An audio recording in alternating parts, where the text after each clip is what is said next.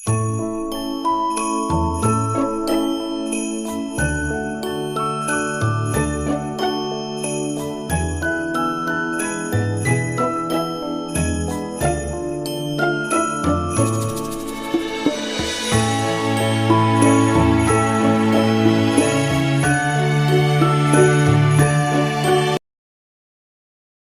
प्यारे बच्चों, welcome again to physics solution point.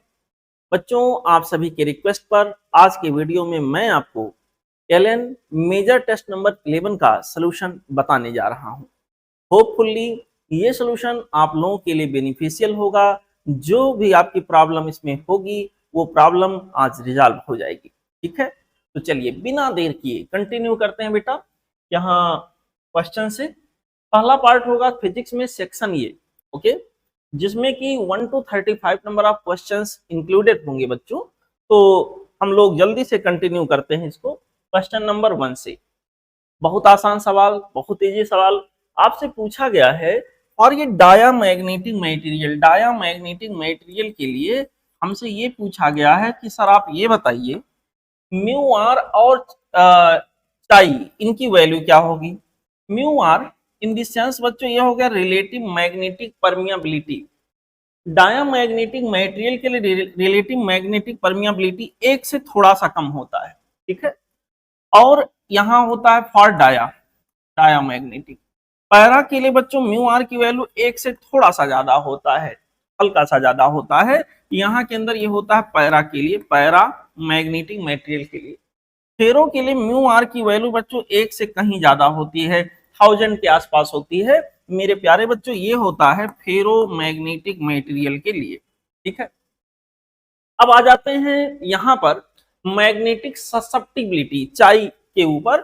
तो यहाँ पर बच्चों मैग्नेटिक ससेप्टिबिलिटी डायामैग्नेटिक मटेरियल के लिए निगेटिव होता है, ठीक है, निगेटिव होता है। एक से 0 से थोड़ा सा कम होता है। निगेटिव होने का मतलब बच्चों यहाँ के अंदर 0 से थोड़ा सा कम होगा, ये होगा डाया के लिए। पैरा के लिए देखें तो चाई की वैल्यू मैग्नेटिक ससेप्टिबिलिटी की वैल्यू 0 से थोड़ा सा ज्यादा होगा, ये होगा बच्चों पैरा के लिए। और फेरोमैग्नेटिक मटेरियल के लिए बच्चों चाई की वैल्यू 0 से कहीं ज्यादा होगा। यहाँ के अंदर इसको आपको समझना है, यहाँ पर ये 0 से कहीं ज्यादा होगा फेरोमैग्नेटिक मटेरियल के लिए। तो आपको इसमें पैरा डाया के लिए पूछा गया है, म्यू आर की वैल्यू बेटा 1 से कम होगी और यहाँ पर चाई की वैल्यू 0 से कम होगी। ये कॉम्बिनेशन मुझे दिख रहा ऑप्शन 1 में, तो करेक्ट चॉइस यहाँ के लिए बच्चों हो गया ऑप्शन 1। ओके, चलते हैं अगले सवाल पे। देखिए बेटा अगला सवाल यहाँ पे है, कहा गया plane wavefront is incident on a single slit of width 0.2 millimetre. Single slit जिसका कि विड्थ बेटा 0.2 मिलीमीटर, उसके ऊपर कैसा वेव फ्रंट आ रहा, प्लेन। प्लेन वेव फ्रंट आने का मतलब ये क्वेश्चन इशारा करा फ्राउनहोफर डिफ्रैक्शन की तरफ, ठीक है। By which Fraunhofer diffraction pattern is formed by length of focal length 1 metre. बहुत बढ़िया। हमसे कहा गया है if second minima is formed at a distance of 3 millimetre from the centre then find the wavelength of the light. मेरे प्यारे बच्चों यहाँ फ्राउनहोफर डिफ्रैक्शन से रिलेटेड ये क्वेश्चन है, आप लोग समझो। यहाँ पर बच्चों कोई हमारे पास सिंगल स्लिट रहा होगा, मैं बना देता हूं एक डायग्राम थोड़ा सा समझाने के लिए। ये सिंगल स्लिट है, सिंगल स्लिट के सेंटर से एक लाइन चलाया और यहाँ पर बच्चों एक स्क्रीन बना दिया। यहाँ पर एक स्क्रीन है, यहाँ से प्लेन वेव फ्रंट आया जिसका डिफ्रैक्शन हुआ, जगह जगह मैक्सिमा मिनिमा बने। यहाँ बिल्कुल सामने जाके सेंट्रल मैक्सिमा बनेगा, then minima, then maxima, then minima, then maxima, ये बनता जाएगा। बच्चों यहाँ सेंट्रल मैक्सिमा जो बनेगा, इस सेंट्रल मैक्सिमा का जो ब्राइटनेस होगा, इंटेंसिटी होगा, सबसे ज्यादा होगा, देन ग्रेजुअली ये डिक्रीज करता जाएगा। उन्होंने हमसे कहा है सेंटर ऑफ स्क्रीन से 3 मिलीमीटर की दूरी पर जब जाते हैं तो यहाँ सेकंड मिनिमा मिलता है। ये बेटा सेंटर ऑफ स्क्रीन हो गया, यहाँ पे इसको समझिएगा, ये हमारे पास सेंटर ऑफ स्क्रीन हो गया। और सेंटर ऑफ स्क्रीन से 3 मिलीमीटर सपोज यहाँ कहीं गए, यहाँ पर मुझे कौन सा मिनिमा मिल रहा है, यहाँ पर सेकंड मिनिमा मिल रहा है, समझिएगा मेरे प्यारे बच्चों। दिस इज x, सपोज ये वैल्यू x के बराबर है। हमसे कहा गया वेवलेंथ ऑफ लाइट क्या होगा, तो देखो बच्चों, मिनिमा की पोजीशन जब फाइंड आउट हमें करना होता है, मिनिमा की पोजीशन, पहले तो हम ये देखेंगे कि यहां से एक रे चला पूरा, अगर सोल्यूशन आपको बताएं, और यहां से एक रे चला, ये दोनों आपस में सुपर इम्पोज किए, यहां पे मिनिमा बन रहा है। सेकेंडरी मिनिमा के लिए जो कंडीशन होता है वो ये होता, path difference should be equal to n lambda, यहाँ उल्टा होता ना बेटा, जो मैक्सिमा की कंडीशन हम YDSC में पढ़ते हैं वो यहाँ मिनिमा की कंडीशन बन जाता है। यहाँ के अंदर बच्चों डेल्टा की वैल्यू होती डी साइन थीटा, डी ये स्लिट की जो चौड़ाई है ये डी है, और ये बच्चों हमारे पास होता कैपिटल डी, ठीक है।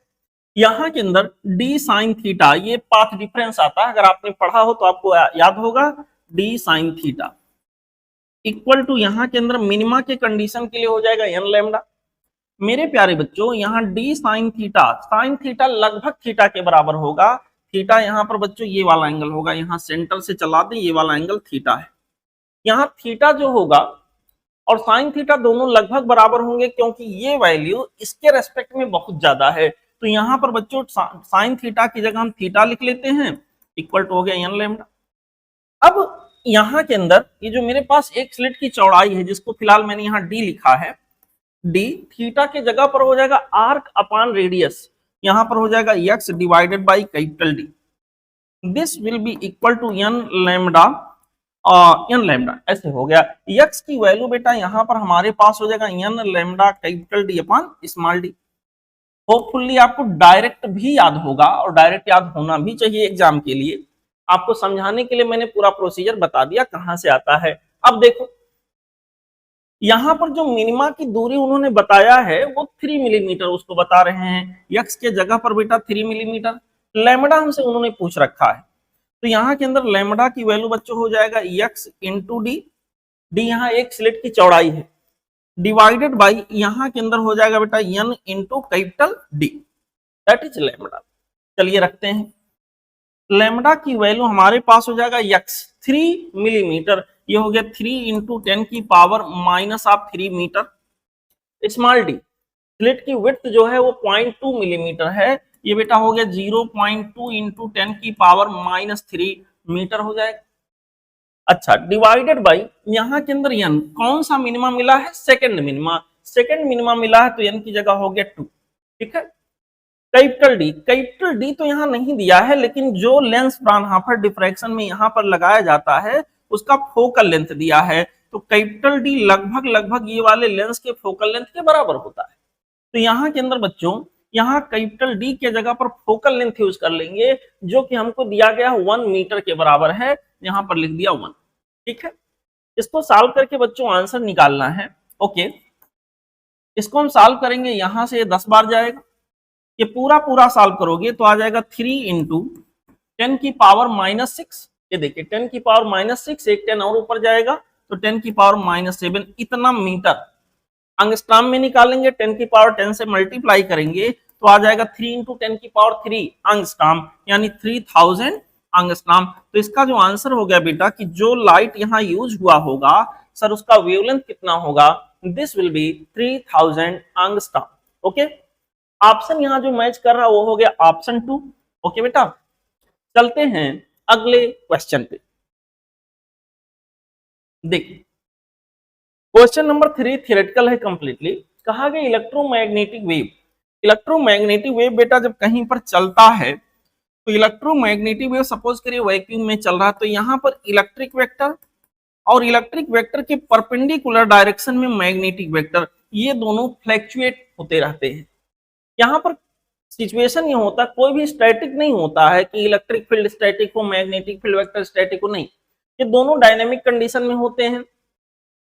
चेंज होता हुआ इलेक्ट्रिक फील्ड मैग्नेटिक फील्ड को जन्म देता है, और वहीं पर चेंज होता हुआ मैग्नेटिक फील्ड इलेक्ट्रिक फील्ड को जन्म देता है। तो यहाँ पर बच्चों इलेक्ट्रोमैग्नेटिक कन्वर्जन होता रहता है, ठीक है।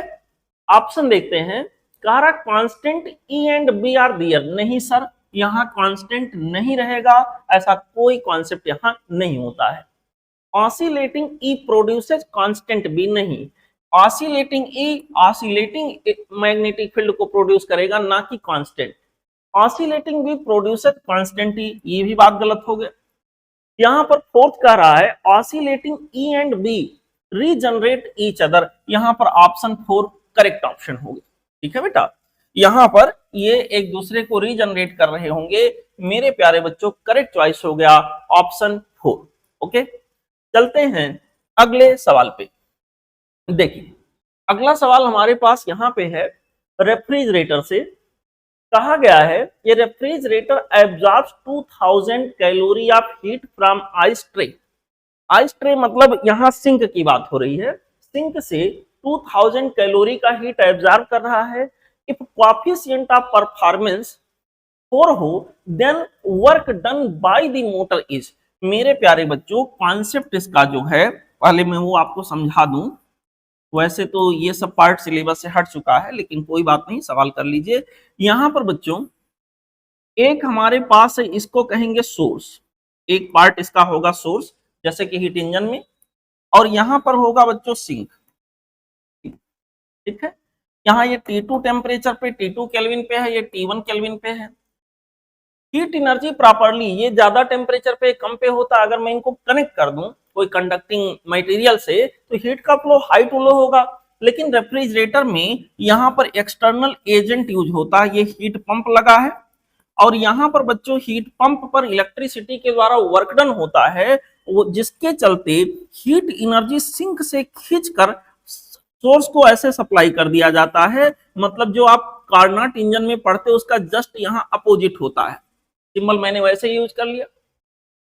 यहां पर कोएफिशिएंट ऑफ परफॉर्मेंस COP का मतलब होता है Q2 बाई W। Q2 कितना हीट एक्सट्रैक्ट कर रहा सिंक से पर यूनिट वर्क डन। कम वर्क डन में ज्यादा हीट अगर एक्सट्रैक्ट कर पा रहा है तो इसका कोएफिशिएंट ऑफ परफॉर्मेंस उतना ही ज्यादा होगा। कोएफिशिएंट ऑफ परफॉर्मेंस बच्चों उन्होंने हमको दे रखा है सर ये वैल्यू 4 के बराबर है। कहा गया then work done by the motor. Work done by the motor क्या होगा स्पष्ट है, W will be equal to Q2 by, यहां के अंदर बच्चों क्या आ गया 4। Q2 की वैल्यू हमको दिया गया बेटा, refrigerator absorb 2000 calorie heat from ice tray, यही तो आइस ट्रे होगा सिंक लोअर टेम्परेचर वाला। तो Q2 की जगह पर सीधे सीधे हमको रख देना 2000 डिवाइडेड बाय यहां पर कर लेना 4। तो बच्चों वर्कडन की जो वैल्यू यहाँ के अंदर हमको मिलेगा वो हो जाएगा यहाँ पर 500 कैलोरी। ठीक है, अब ध्यान दें 500 कैलोरी मिला ना कि जूल मिला है। इसको अगर जूल में कन्वर्ट करें तो हो जाएगा 500 इंटू 4.2 जूल। मेरे प्यारे बच्चों इसको हम लोग सॉल्व करेंगे तो आ जाएगा 2100 जूल। तो यहाँ के लिए जो करेक्ट चॉइस हमारे पास हुआ वो हो गया बच्चों option 1। Option 1 would be the correct choice for this particular question. Now let's enjoy question number next one. Okay, question number 3 हमारा अगला सवाल है बेटा, देखते हैं इसका सोल्यूशन क्या हो सकता है। Question number 5, question number 5 कहा गया fundamental frequency of closed organ pipe is equal to the first overtone frequency of an open organ pipe. Fundamental frequency of closed organ pipe, देखिए पहला नाम क्लोज लिया है। क्लोज्ड आर्गन पाइप का fundamental frequency होगा V divided by 4L। अगर closed organ pipe का length L है तो फंडामेंटल फ्रीक्वेंसी हो गया V by 4L is equal to first overtone frequency of an open organ pipe. Open organ pipe बच्चों यहाँ पर उसका फंडामेंटल होगा V डिवाइडेड बाई 2L। पहला ओवरटोन यहाँ पर बच्चों इसका पहला ओवरटोन मतलब सेकंड हार्मोनिक, यहाँ पर 2 इंटू दिस हो गया, ये दोनों कह रहे हैं बराबर है। देखिए fundamental frequency of closed organ pipe, यहाँ पर ये रहा फंडामेंटल फ्रीक्वेंसी ओपन का डबल कर दिया तो ये आ गया फर्स्ट सेकंड हार्मोनिक जिसको पहला ओवरटोन कहेंगे। ये दोनों आपस में कह रहा बराबर है। ठीक है बेटा, ओके। हमसे कहा गया है इफ लेंथ ऑफ दी, अच्छा एक चीज और, ये क्लोज्ड आर्गन पाइप का की बात हो रही है, LC इसको कर देते हैं और ये LO कर देते हैं। यहाँ पर length of the open pipe is 60 centimetre, तो लेंथ यहाँ पर क्लोज पाइप का क्या होगा। तो बेटा यहाँ देखो कैंसिलेशन करने के बाद V दोनों साइड से कैंसिल, ये वाला 2 यहाँ से कैंसिल, यहाँ पर बच्चों V दोनों साइड से कैंसिल, तो यहाँ के अंदर बचा 1/4 टाइम्स ऑफ LC। और यहां पर जाएंगे, ये बचेगा 1 डिवाइडेड बाई एल ओ। अब हमें एल सी बताना है, एल सी की वैल्यू क्या होगी, ये हो जाएगा एल ओ डिवाइडेड बाई 4। ठीक है बेटा, एल ओ ओपन पाइप का जो लेंथ है वो 60 सेंटीमीटर बाई 4 कर लेंगे तो इसका आंसर आपको मिलेगा बच्चों 15 सेंटीमीटर। तो यहाँ के लिए जो करेक्ट चॉइस हमारे पास आया बेटा वो हो गया ऑप्शन 1। ओके, ठीक है, चलते हैं अगले क्वेश्चन पे। देखिए अगला सवाल यहाँ आपके सामने डायोड से रिलेटेड है। चलिए देखते हैं क्या है। यहाँ पर बच्चों ये रहा प्रॉपर सवाल आपके सामने, दिख रहा होगा आपको, एक डायोड है, एक रेजिस्टेंस लगा हुआ है, दो यहाँ सेल्स हैं और दोनों सेल का पॉजिटिव जो प्लेट है वो अर्थ से कनेक्टेड है। अब देखो यहाँ प्लस, यहाँ 1 वोल्ट का सेल होने का मतलब ये हो गया this minus this, higher potential minus lower potential equal to, यहाँ के अंदर आ जाएगा बेटा 1 वोल्ट। अगर ये 1 वोल्ट का डिफरेंस है और यहाँ 0 है तो यहाँ -1 रहना पक्का है, 0 माइनस -1 तभी बनाएगा, यहाँ -1 वोल्ट हो गया। इसी तरह यहाँ पर बच्चों 0 minus minus something equal to 3, यहाँ के अंदर बच्चों सब मिला जुला कर यहाँ सॉल्व करोगे तो इस पॉइंट पर वोल्टेज आ जाएगा -3 वोल्ट। अब देखो यहाँ डायोड का एक टर्मिनल -1 वोल्ट से पी वाला और एन वाला पार्ट यहाँ -3 वोल्ट से, ठीक है बेटा, एन वाला पार्ट -3 वोल्ट से और पी वाला पार्ट यहाँ -1 वोल्ट से, मतलब ये डायोड फॉरवर्ड बाइसिंग में आ गया, इधर हाई है इधर लो है, भले ही दोनों माइनस है बट ये हाई है। तो अगर ये फॉरवर्ड बाइसिंग में आ जाएगा तो ये डायोड कंडक्ट करना शुरू कर देगा। तो यहाँ पर जो करंट का फ्लो होगा कुछ यूं होगा और करंट फ्लो की जो वैल्यू यहाँ के अंदर बच्चों निकल के आएगा, पोटेंशियल डिफरेंस यहाँ से यहाँ तक का पोटेंशियल डिफरेंस -1 यहाँ का हो गया, माइनस वहां पर हो गया -3, ठीक है बेटा, पोटेंशियल का डिफरेंस डिवाइडेड बाई यहां और यहां के बीच में रेजिस्टेंस। डायोड को मैं आइडियल मानूंगा, लिखा भी है। यहां पर रेजिस्टेंस की वैल्यू हमारे पास है 100 ओम। सॉल्व करेंगे बच्चों, यहां के अंदर आ जाएगा 2 divided by 100 this much ampere. यहां पर अगर 1000 से मल्टीप्लाई कर दें तो यह आ जाएगा 20 मिली एम्पियर। तो करेक्ट चॉइस यहां के लिए आ गया option 3, 20 milliampere would be the correct choice for this particular question. Okay, चलते हैं बच्चों अगले क्वेश्चन पे। देखिए हमारा अगला सवाल यहां के अंदर आ गया क्वेश्चन नंबर 7। क्वेश्चन नंबर 7 में कहा गया 2 स्फेरिकल बॉडीज ये, जिसका की रेडियस 6 सेंटीमीटर है, एंड बी जिसका की रेडियस 18 सेंटीमीटर है। ए का रेडियस बेटा यहाँ 6 सेंटीमीटर और बी का 18 सेंटीमीटर है, बी बड़ा है। At temperature T1 and T2, दो बॉडीज हैं, दोनों स्फेरिकल हैं, दोनों का टेम्परेचर अलग अलग है।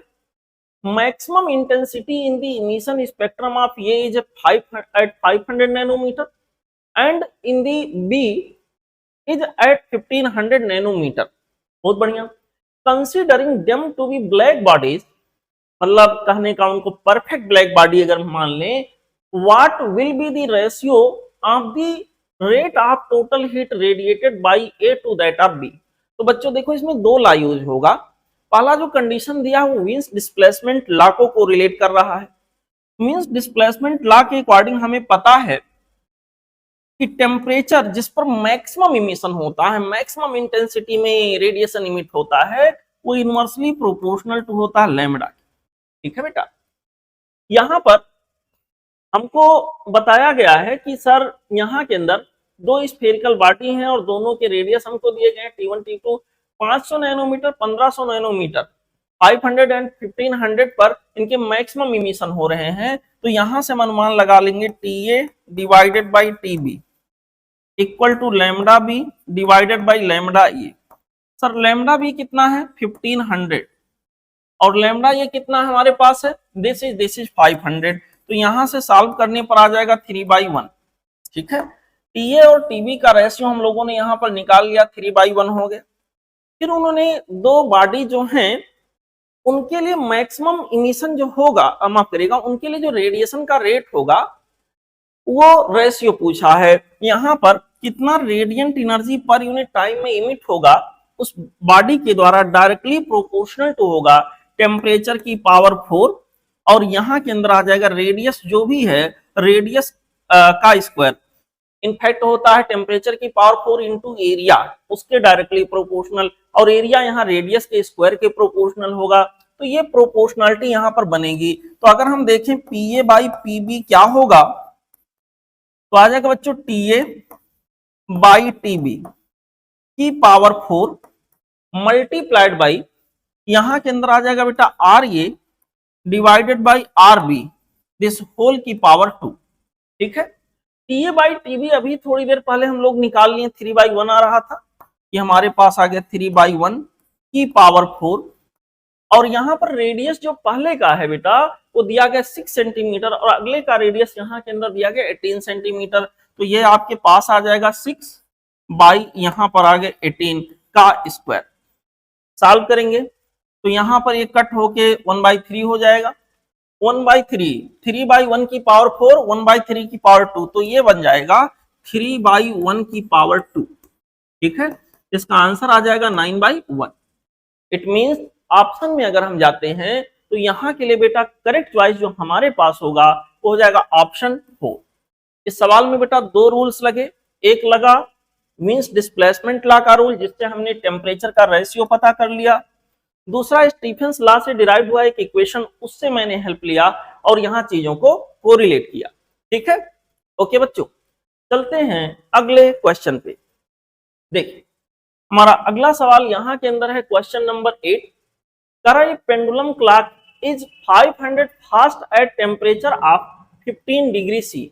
जब 15 डिग्री सी पर वो है तो 5 सेकंड फास्ट टाइम दिखा रहा। फास्ट का मतलब उसका टाइम पीरियड बेटा कम हो गया होगा। फास्ट का मतलब जल्दी जल्दी साइकिल पूरा हो रहे होंगे, टाइम पीरियड उसका जो एक्चुअल टाइम पीरियड है उससे कम हो गया होगा। And 10 second slow at temperature 30 degree C. 30 degree C पर जाने पर 10 सेकंड स्लो हो जाता है। स्लो हो जाने का मतलब टाइम पीरियड बढ़ गया हो, मतलब साइकिल पूरा करने में वो ज्यादा समय ले रहा होगा। ये चीज आपको प्रॉपर्ली समझना है। अगर फास्ट होने की बात कर रहा है पेंडुलम क्लॉक को, इट मींस यहाँ के अंदर टाइम पीरियड की वैल्यू, यहाँ फास्ट होने का मतलब टाइम पीरियड कम हो गया, जल्दी जल्दी साइकिल पूरा हो रहा है, और फास्ट स्लो होने का मतलब टाइम पीरियड बढ़ गया है।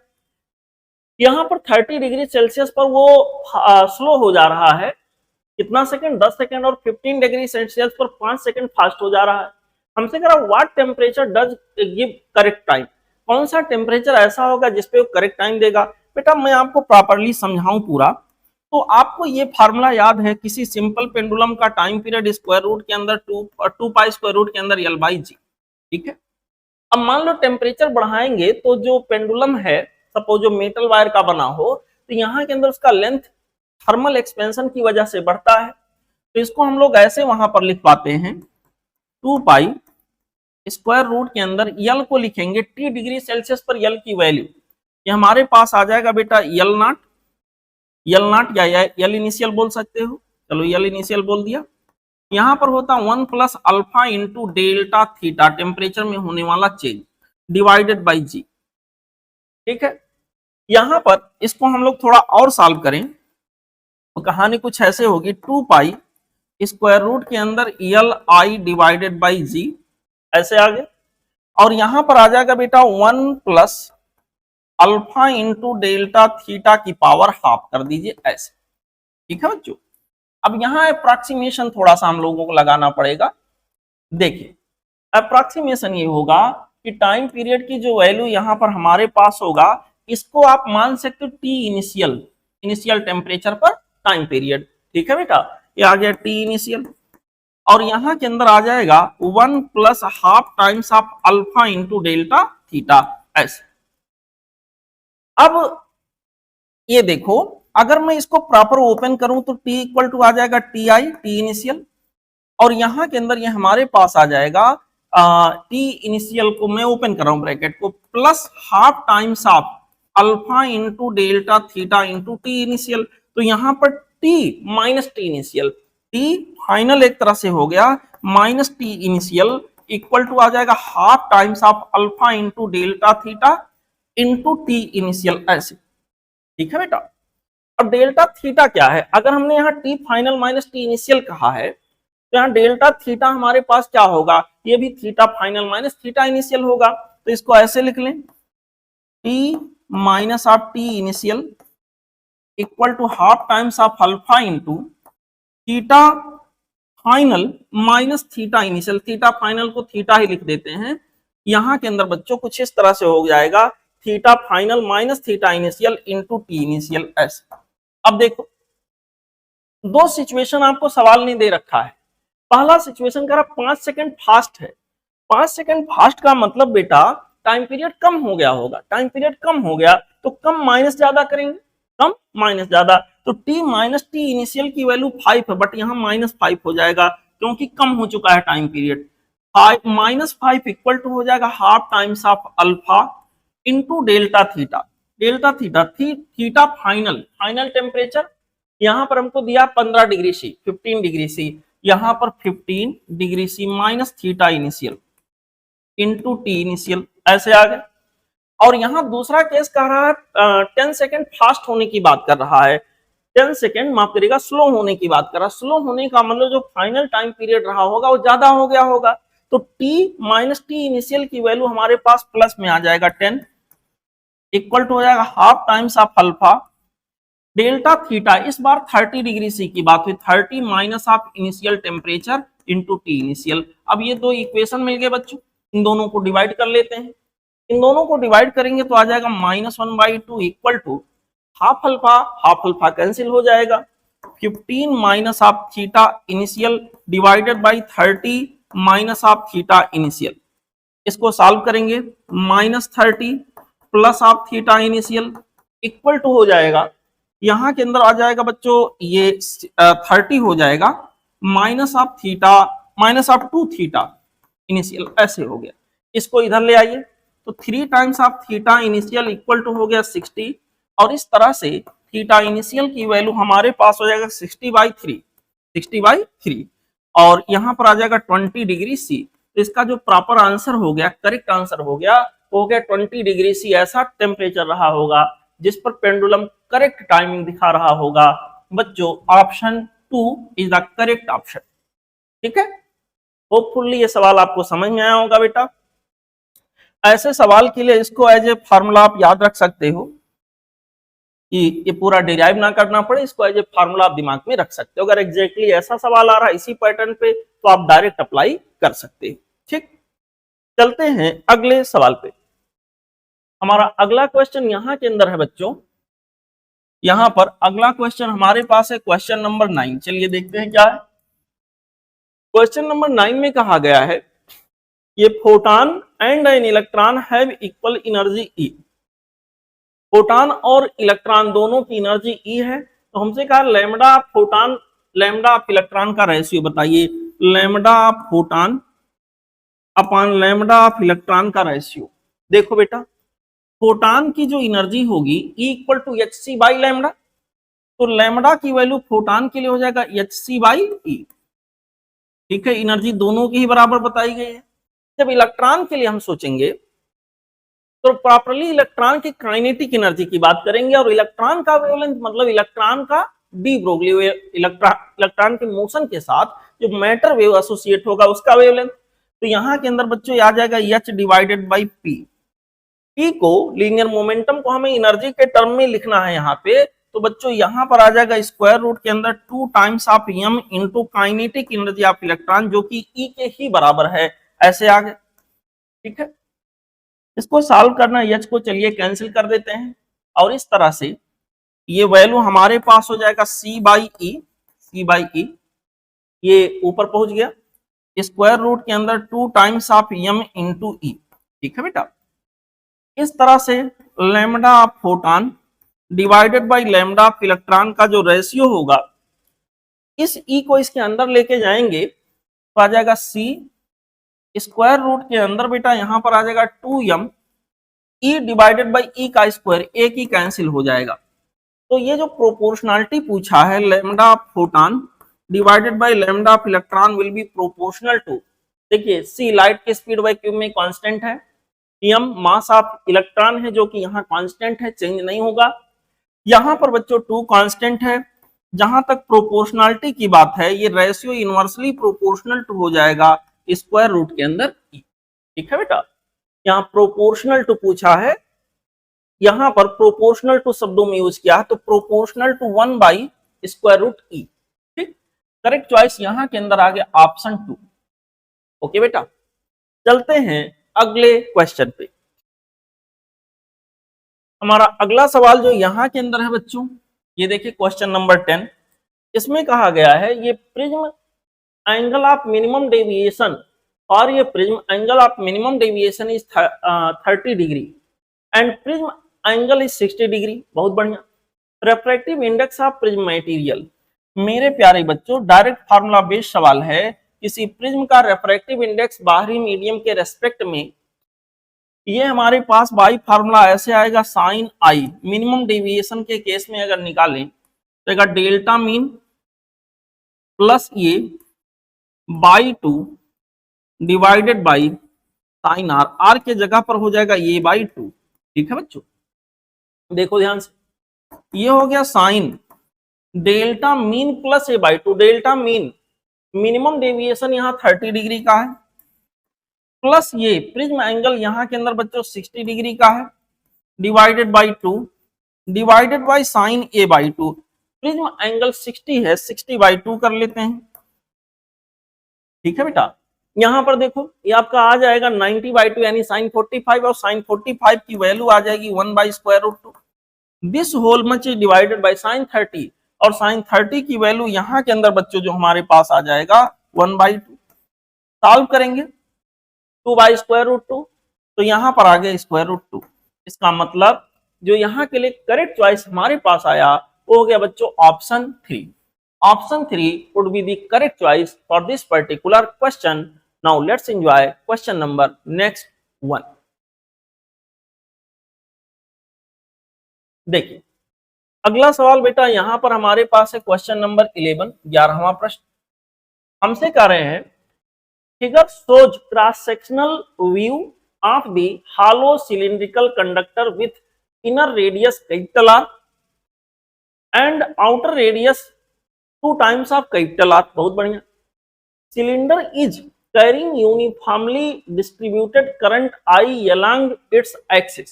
बहुत अच्छी बात है। Magnetic induction at point P at a distance 3r by 2 from the axis। Axis से 3r by 2 के डिस्टेंस पर यहाँ मैग्नेटिक फील्ड कितना होगा, ये हमसे पूछा गया है। बच्चों चलिए प्रॉपर्ली इसको समझते हैं कि इसको हम करेंगे कैसे। देखिए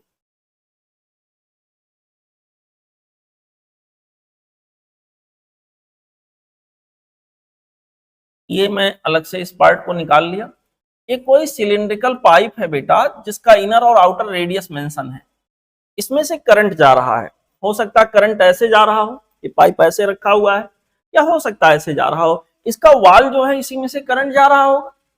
अगर मैग्नेटिक फील्ड मुझे यहाँ बताना होता, जीरो होता, यहाँ जीरो, यहाँ करंट एनक्लोज नहीं होगा, यहाँ नॉन जीरो होगा, यहाँ नॉन जीरो होगा।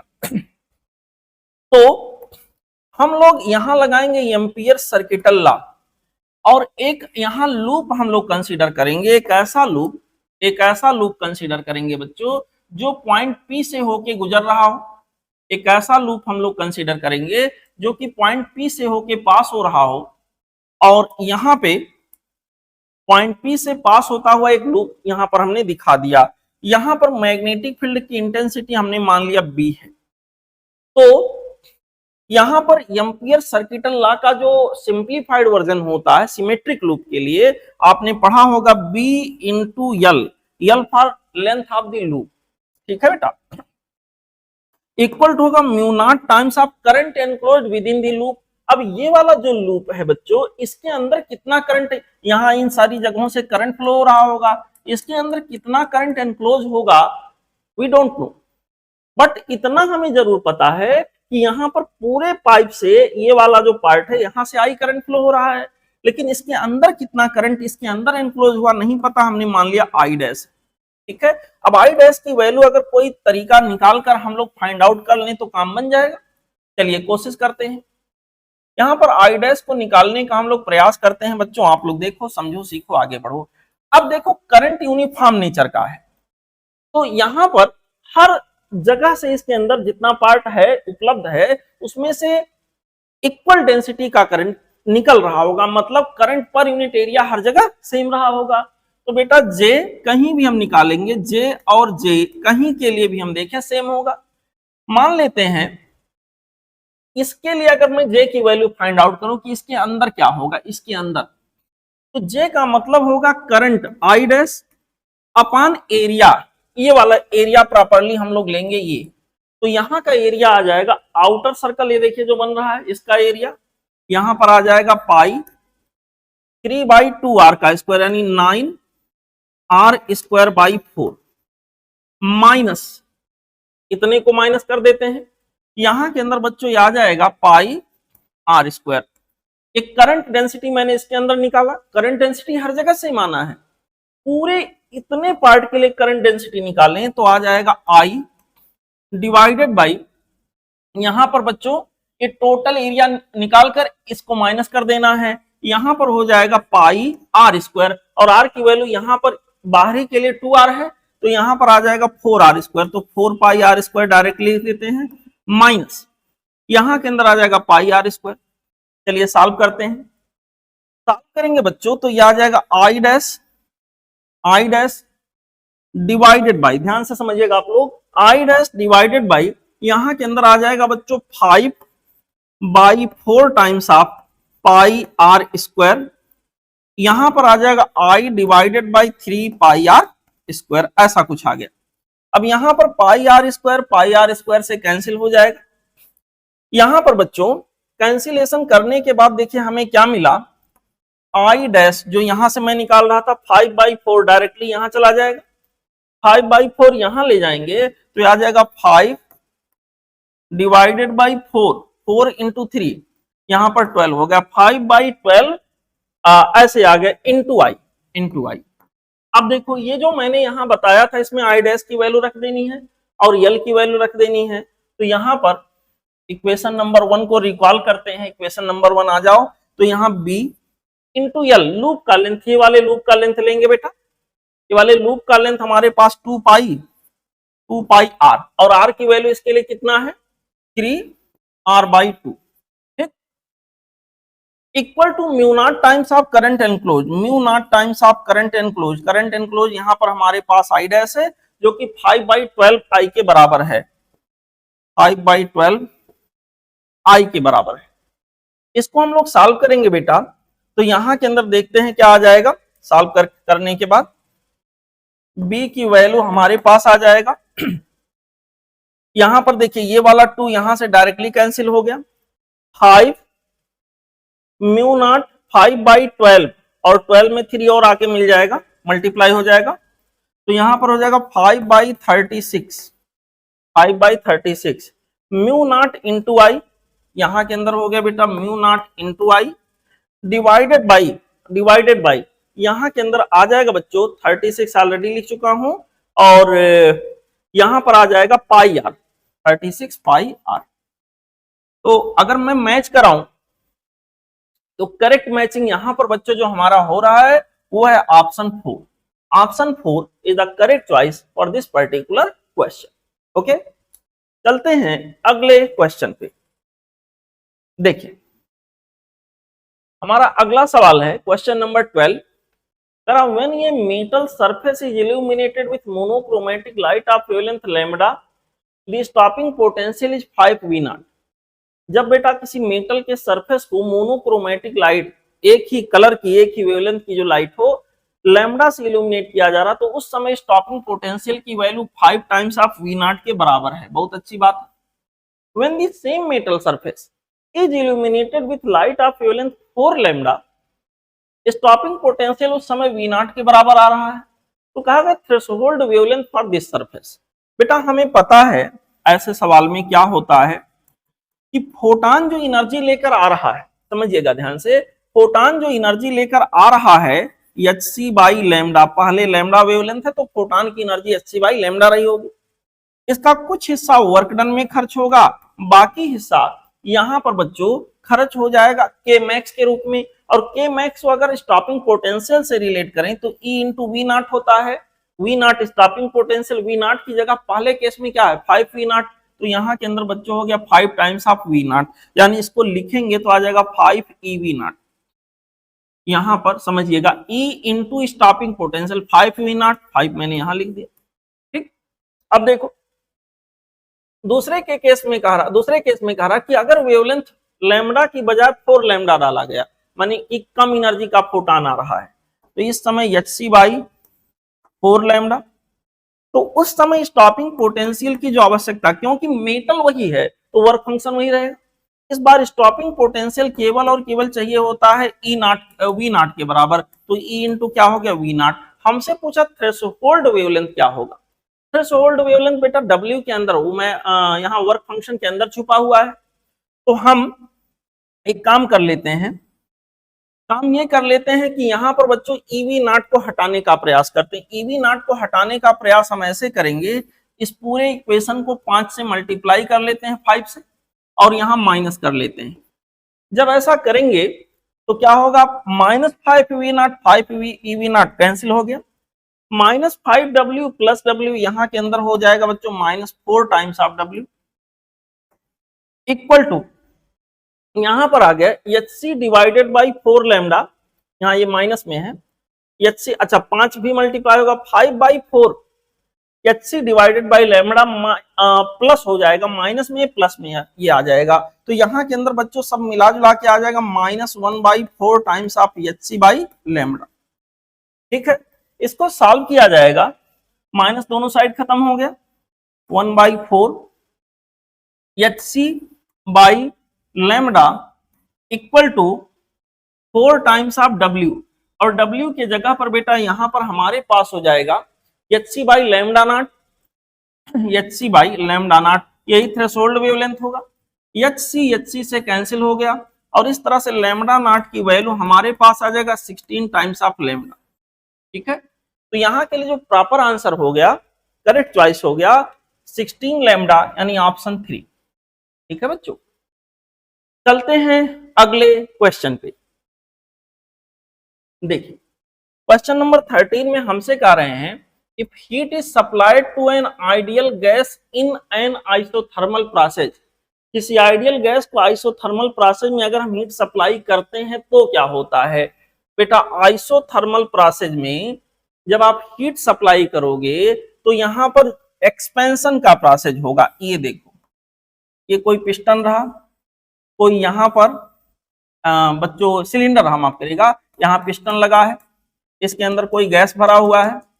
आइसोथर्मल प्रोसेस में कंप्रेशन या एक्सपेंशन हम कराते हैं, लेकिन यहाँ पर टेम्परेचर नहीं चेंज होने देना होता है। तो जब हम एक्सपेंशन मान लो करा रहे हैं, यहाँ पर क्या हो रहा है, heat is supplied, heat supply इसको करोगे तो यहाँ के अंदर प्राप्त ये क्या करेगा, इसको ढकेलेगा, इसको एक्सपेंड कराएगा, पिस्टन को ऊपर उठाएगा, तो गैसियस फोर्स के द्वारा वर्क डन कैसा होगा, पॉजिटिव।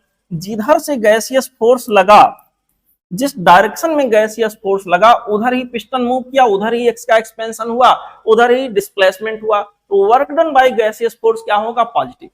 तो यहाँ पर gas will do positive work, यहाँ पर ऑप्शन 2 करेक्ट चॉइस होगा।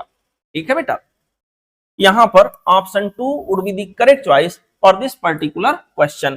ठीक है, अच्छा अब हम लोग चलेंगे बच्चों अगले क्वेश्चन पे। देखिए अगला सवाल हमारे पास होगा क्वेश्चन नंबर 14, करा astronomical telescope has objective and eyepiece of focal length 20 centimetre and 2 centimetre. Astronomical telescope की बात हुई है बेटा, यहाँ पर ऑब्जेक्टिव का फोकल लेंथ 20 और आई पीस का 2 सेंटीमीटर के बराबर दिया गया है। To view an object 100 centimeter away from the objective, बहुत अच्छा, lenses must be separated by a distance। तो बच्चों देखो, एस्ट्रोनॉमिकल टेलीस्कोप में एक ऑब्जेक्टिव लेंस होना चाहिए, यहाँ पर एक ऑब्जेक्टिव लेंस मैं बना देता हूं और एक आई पीस बना देता हूं जहां से हमें देखना है, और ये रहा इसका एक्सिस। समझिएगा, जनरली एस्ट्रोनॉमिकल टेलीस्कोप से हम इनफाइनाइट की चीजों को देख रहे होते हैं, जो इनफाइनाइट बहुत ज्यादा दूरी पर होता है, लेकिन इस सवाल में थोड़ा ट्विस्ट है। वो कह रहा है कि जिस चीज को हम देख रहे हैं वो इनफाइनाइट सेपरेशन पे नहीं है, उसका कहना है कि जिस चीज को हम देख रहे हैं वो ऑब्जेक्टिव से 100 सेंटीमीटर के डिस्टेंस पर है, यहाँ पर ऑब्जेक्टिव से 100 सेंटीमीटर की डिस्टेंस पे है। तो ऑब्जेक्टिव लेंस के लिए अगर ऑब्जेक्टिव है ये बेटा आई पीस है, तो ऑब्जेक्टिव के लिए ये हमारा ऑब्जेक्ट हो गया, तो ये हो गया ऑब्जेक्ट का डिस्टेंस यूओ जो कि 100 सेंटीमीटर है, ऐसा सवाल कह रहा है। ठीक है, अच्छा ऑब्जेक्टिव ने इसका कहीं यहाँ इमेज बनाया होगा, ऑब्जेक्ट का ऐसे उल्टा इमेज बनाया होगा। ठीक है बच्चों, ये इमेज नंबर 1 बना, ये इमेज इसके आई पीस के लिए ऑब्जेक्ट का काम करेगा। अच्छा ऑब्जेक्टिव के लिए इमेज है, तो ऑब्जेक्टिव से इमेज की दूरी मैंने मान लिया वीवो है। ठीक है बेटा, अब देखिए सवाल में ये नहीं मेंशन है कि फाइनल इमेज मतलब आई पीस जो फाइनल इमेज बना रहा है वो कहां बना रहा है। बच्चों टेलीस्कोप का केस है, फाइनल इमेज यहाँ डी से लेकर least distance of distinct vision से लेकर इनफाइनाइट तक कहीं भी बन सकता है। सवाल में मेंशन नहीं कि फाइनल इमेज कहां बना, ना तो कोई क्लू दिया है। टेलीस्कोप के केस में अगर मेंशन ना हो तो फाइनल इमेज को हम इनफाइनाइट पे बनता हुआ मानते हैं। इसका मतलब ये हुआ कि अगर इमेज नंबर 1 यहाँ है तो image number 2 final image infinite पे कहीं इसने बनाया होगा। अगर ये फाइनल इमेज इनफाइनाइट पे बनाएगा तो पक्का है जिसको ये ऑब्जेक्ट मान रहा है, आई पीस इसको क्या मान रहा है, ऑब्जेक्ट, ये इस आई पीस के फोकल पॉइंट पर रखा होगा, यानी ये दूरी एफ के बराबर होगी। अब देखो बेटा एफ तो हमें पता है दो, अगर वीवो हम निकाल लें, वीवो प्लस एफ कर दें तो दोनों लेंसेज के बीच का सेपरेशन हमें मिल जाएगा। तो चलिए थोड़ा मेहनत कर लेते हैं। ऑब्जेक्टिव के लिए हम लेंस का फॉर्मूला यूज करते हैं, और ऑब्जेक्टिव ऑब्जेक्टिव के लिए बच्चों हम लेंस का फार्मूला यहां के अंदर यूज करने जा रहे हैं, देखते हैं क्या होगा। 1/v minus 1/u equal to 1/f। ठीक है, यहाँ ऑब्जेक्टिव के लिए चीजों को हम यूज करने के लिए जा रहे हैं। अब देखो वी ओ इमेज की दूरी, यही तो हमें निकालना है। यहां पर बच्चों ऑब्जेक्ट की दूरी क्या होगा, ऑब्जेक्ट ये दिया 100 लेकिन यहां हम रखेंगे -100। ठीक, फोकल लेंथ इसका ऑब्जेक्टिव का दिया है 20 सेंटीमीटर, क्योंकि कॉन्वेक्स लेंस है तो +20 होगा। सॉल्व करेंगे इसको, हम निकालेंगे 1/वीवो क्या आएगा, तो 1/वीवो की वैल्यू बेटा यहाँ आ गया 1/20। इधर देखिए ये दोनों मिलके प्लस हैं, इधर आएगा माइनस हो जाएगा 1/100। ठीक है, 100 यहाँ के अंदर बेटा एलसीएम हो गया, ये सब कैलकुलेशन है, ये सब आपको खुद करना चाहिए। चलिए बता देते हैं, यहाँ पर हो जाएगा 5 - 1, तो वीवो की वैल्यू बेटा 4/100, इसका मतलब 25 आ गया। वीवो की वैल्यू यहाँ पर 25 सेंटीमीटर के बराबर हो गया। हमसे पूछा है कि बताइए दोनों लेंसेज के बीच का सेपरेशन क्या है। दोनों लेंसेज के बीच का जो सेपरेशन होगा सपोज यल, वो होगा वीवो जो भी इसका मैग्नीट्यूड हो प्लस एफ जो भी इसका मैग्नीट्यूड हो। बेटा वीवो की वैल्यू अभी निकाला 25 और एफ हमारे पास 2 सेंटीमीटर, इसका आंसर मिल गया 27 सेंटीमीटर। तो करेक्ट चॉइस यहाँ के लिए आ गया ऑप्शन 4, 25 माफ करिएगा 27 सेंटीमीटर मिला है, इसका प्रॉपर आंसर आ गया ऑप्शन 4 27 सेंटीमीटर। बच्चों हमारा अगला क्वेश्चन है क्वेश्चन नंबर 15। क्वेश्चन नंबर 15 ये लॉजिक गेट से रिलेटेड है। देखें यहाँ पर एक लॉजिक गेट बना के आपको दिया गया है और यहाँ इनपुट और आउटपुट का क्या कनेक्शन होगा ये पूछा है। अब इसमें सॉल्व करने के आपके पास दो तरीके होंगे, एक बूलियन एक्सप्रेशन बना के, एक ऐसे ही। तो आप लोग बिना बूलियन एक्सप्रेशन के सॉल्व करिए इसको, ताकि पॉसिबिलिटी गलती की कम हो, क्योंकि उसमें आप अभ्यस्त नहीं होते हो। देखो यहाँ पर पहला कॉम्बिनेशन चारों ऑप्शन में 0 0 0 0 0 0 का दिया है। पहले 0 0 पर देखते हैं आउटपुट आएगा क्या। अगर यहाँ मैंने 0 दिया, यहाँ 0 दिया, 0 का नॉट यहाँ 1 हो गया, यहाँ 0 डायरेक्टली पहुंचा और 0 यहाँ गया। अब 0 और 1 का एंड 0 आएगा, 0 और 0 का यहाँ आर 0 आएगा। इसका मतलब 0 0 पर हमारा आउटपुट 0 आना है, 0 0 पर 0 यहाँ आ रहा है, 0 0 पर 0 यहाँ आ रहा है। यहाँ 3 और 2 नहीं हो सकते क्योंकि 0 0 पर 1 दिखा रहा है। अब देखें अगला कॉम्बिनेशन चेक करते हैं। यहाँ पर अगले कॉम्बिनेशन में जाएंगे तो क्या है, 0 1 का देख लेते हैं क्या है। 0 1 में इसमें 0 आ रहा है, इसमें 1 आ रहा है, दोनों में से कोई एक होगा ही। यहाँ 0 दिया, यहाँ 1 दिया, यहाँ पर बच्चों 0 पहुंचा जाके, और यहाँ 0 जब यहाँ पहुंचा ये 1 हो गया, ये 1 डायरेक्टली यहाँ गया, 1 1 का 1 हो गया, यहाँ 1 आ गया, 1 0 का 1 हो गया, यानी 0 1 पर आउटपुट हमारा क्या मिलना, 1 मिलना है। 0 1 पर यहाँ 0 मिल रहा है, इसलिए ये होगा नहीं, इसलिए करेक्ट चॉइस यहाँ के अंदर आ गया ऑप्शन 4। ओके, ठीक है बच्चों, चलते हैं अगले क्वेश्चन पे। देखिए अगला सवाल हमारे पास है बेटा क्वेश्चन नंबर 16। क्वेश्चन नंबर 16 में कहा गया bullet of mass 10 gram moving with speed of 20 metre पर second hits an ice block of mass 990 gram. Bullet का मास 10 ग्राम है और 990 ग्राम के अपने मास की तुलना में कहीं ज्यादा मास के यहाँ आइस ब्लॉक में जाकर फिक्स हो गया, उसी के अंदर फिक्स हो गया, fixed on the floor gets stuck, उसी के अंदर चिपक गया जाके, ठीक है बच्चों, उसी के अंदर धंस गया, चिपक गया, स्टक हो गया। How much ice will melt if 50% of lost kinetic energy does to the ice. बेटा यहां पर मान के चलेंगे कि ये आइस का टुकड़ा है, बंदूक की गोली यहां पर आई और इस आइस के टुकड़े पर जाके पहुंची। अब यहां पर ऐसा होने पर क्या हुआ, ये जो बंदूक का गोली जो बुलेट है वो बेटा इसके अंदर एम्बेडेड हो गया, इसके अंदर जाकर ये रह गया, ऐसे जाकर कहीं रुका होगा, इसके अंदर ही स्टक कर जाने का मतलब इसकी स्पीड 0 हो गई होगी। तो स्पीड 0 हो जाने का मतलब यहाँ पर कोई स्पीड से आया है, यहाँ स्पीड 0 हो गया, काइनेटिक एनर्जी 0 हो गई। करेक्ट, काइनेटिक एनर्जी में जो लॉस था उसका 50% हीट एनर्जी में कन्वर्ट अगर हो रहा है, अगर यहाँ हीट एनर्जी में कन्वर्ट हुआ, काइनेटिक एनर्जी का आधा हिस्सा हीट एनर्जी में कन्वर्ट हो गया, तो हीट एनर्जी आसपास क्या इसको पिघलाएगा, कितना आइस पिघलेगा देखना है मेरे प्यारे बच्चों। तो देखो यहां पर जो काइनेटिक एनर्जी रहा होगा वो रहा होगा half times of M V square.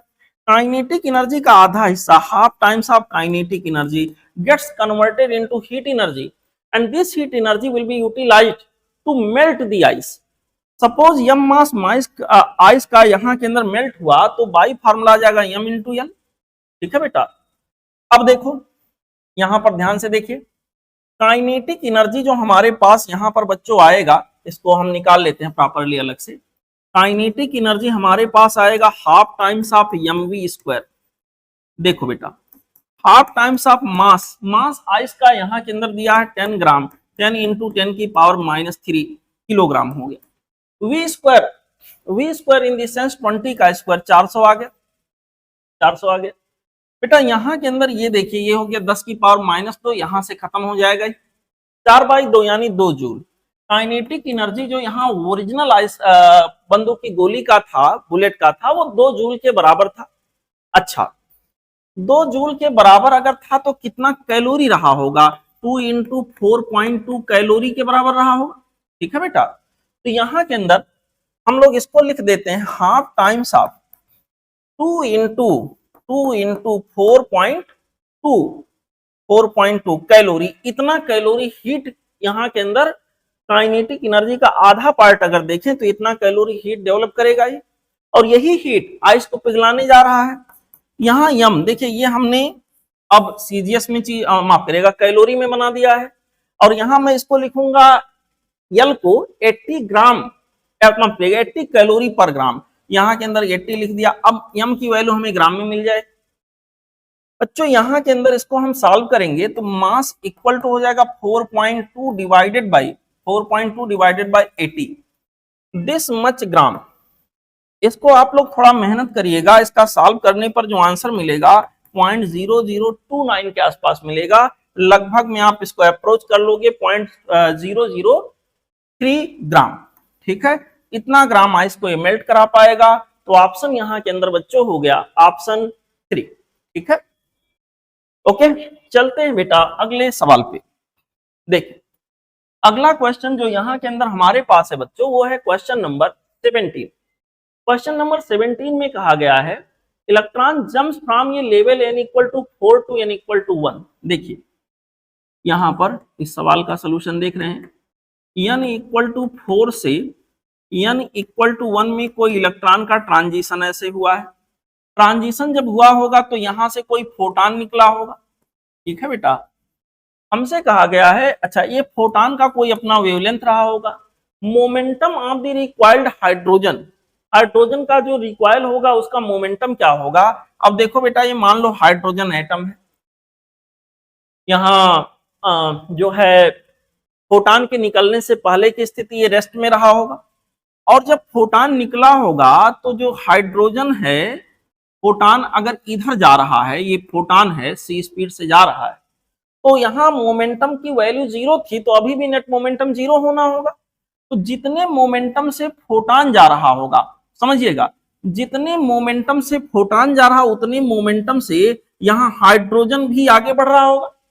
समझिएगा इस बात को, जितने मोमेंटम से फोटान राइटवर्ड जा रहा होगा सपोज, उतने मोमेंटम से हाइड्रोजन जो है, हाइड्रोजन का न्यूक्लियस जो है लेफ्टवर्ड यहाँ के अंदर, हाइड्रोजन का लीजिए न्यूक्लियस को, हाइड्रोजन यहाँ के अंदर बच्चों लेफ्टवर्ड आ रहा होगा, ताकि नेट मोमेंटम क्या हो जाए, 0। तो रिक्वायर्ड हाइड्रोजन का linear momentum equal to linear momentum of photon, जो यहां से ही मीट हुआ। अब अगर फोटान का वेवलेंथ लैम्डा हो, तो यहाँ के अंदर लीनियर मोमेंटम हो जाएगा h by lambda. It means हमें फाइंड आउट करना है h by lambda. h by lambda का मतलब h इंटू 1 अपान लैम्डा, और 1 अपान लैम्डा की जगह h को हम रख देते हैं, 1 अपान लैम्डा की जगह हो जाएगा r z स्क्वायर, यहाँ पर हो जाएगा 1 अपान n1 स्क्वायर, n1 स्क्वायर, तो यहाँ के अंदर बच्चों 1 का स्क्वायर कर लीजिए, माइनस 1 अपान n2 स्क्वायर, 4 का स्क्वायर कर लीजिए। ठीक है, यहां पर ये मैंने क्या लिखा है, इतना पार्ट 1 बाई लैम्डा की वैल्यू हो गया इनटू h। अब यहां पर क्योंकि हाइड्रोजन की बात है, क्योंकि हाइड्रोजन की बात है, तो z की जगह क्या आ जाएगा, 1 आ जाएगा। तो बेटा यहां के अंदर हमारे पास हो जाएगा h इंटू यहां पर r, z की जगह 1, 1 का स्क्वायर 1 ही रहेगा। इसको हम लोग सॉल्व करेंगे, 1 माइनस 1 अपान 16, तो आ जाएगा 15 अपान 16। ठीक है, 15 अपान 16। हमें आंसर निकालना है, देखते हैं क्या आएगा। यहां पर बच्चों इसको सॉल्व करेंगे, h की जगह पर हमारे पास होगा 6.62, या बस इतना ही रहने दो, इंटू 10 की पावर माइनस ऑफ 34। r की वैल्यू सवाल कर रहा, आप मान लीजिए 1.09 इंटू 10 की पावर क्या हो 7। ठीक है, और यहां पर मल्टीप्लाइड बाय बेटा हमारे पास है 15 अपान 16। ये पूरा सॉल्व करके आपको इसका आंसर निकालना होगा बेटा। इसका आंसर आप निकालोगे तो आपको मिलेगा 6.8 इंटू 10 की पावर माइनस 27 किलोग्राम मीटर पर सेकेंड। इसको आप लोग बेटा आंसर को वेरीफाई कर लीजिएगा सॉल्व करके। ठीक है, चलते हैं अगले क्वेश्चन। यहां पे हमारे पास आ गया क्वेश्चन नंबर 18। कहा गया है क्वेश्चन नंबर 18 में बच्चों वो बोल रहा है, average EMF produced in a coil in which the current changes from 2 ampere to 4 ampere in 0.05 second is 8 volt. What is the self inductance of the coil. देखो किसी कॉइल में बेटा करंट फ्लो हो रहा था, कॉइल को as inductor या कुछ मान सकते हो, यहाँ का करंट चेंज हो रहा, करंट चेंज हो घटे या बढ़े, तो ऐसी स्थिति में यहाँ पर बच्चों मैग्नेटिक फ्लक्स चेंज होगा, इसके अंदर इंड्यूस्ड ईएमएफ जनरेट होगा। स्वयं के खुद के करंट चेंज की वजह से खुद के क्रॉस ईएमएफ का डेवलप होना, इसको हम लोग कहते हैं सेल्फ इंडक्शन। इसमें जो वोल्टेज डेवलप होता है बेटा, उसकी वैल्यू बाई फार्मूला होता है L D I over D T, instantaneous value.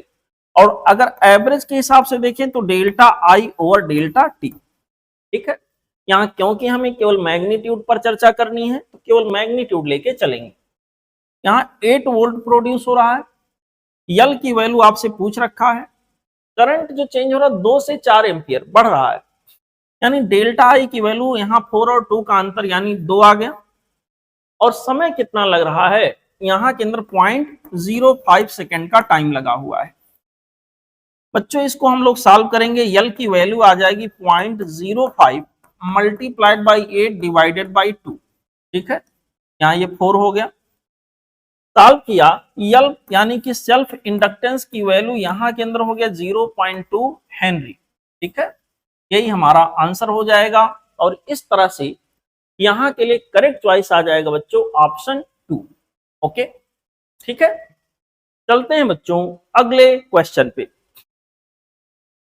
यहाँ पे देखें क्वेश्चन नंबर 18, फॉर ये सीरीज आरएलसी सर्किट, यहां पर एक थियोरेटिकल सवाल दिया बेटा, सीरीज आरएलसी सर्किट। देखो यहां आरएलसी सर्किट की बात करें एसी के केस में करंट और voltage across resistance same phase में होंगे।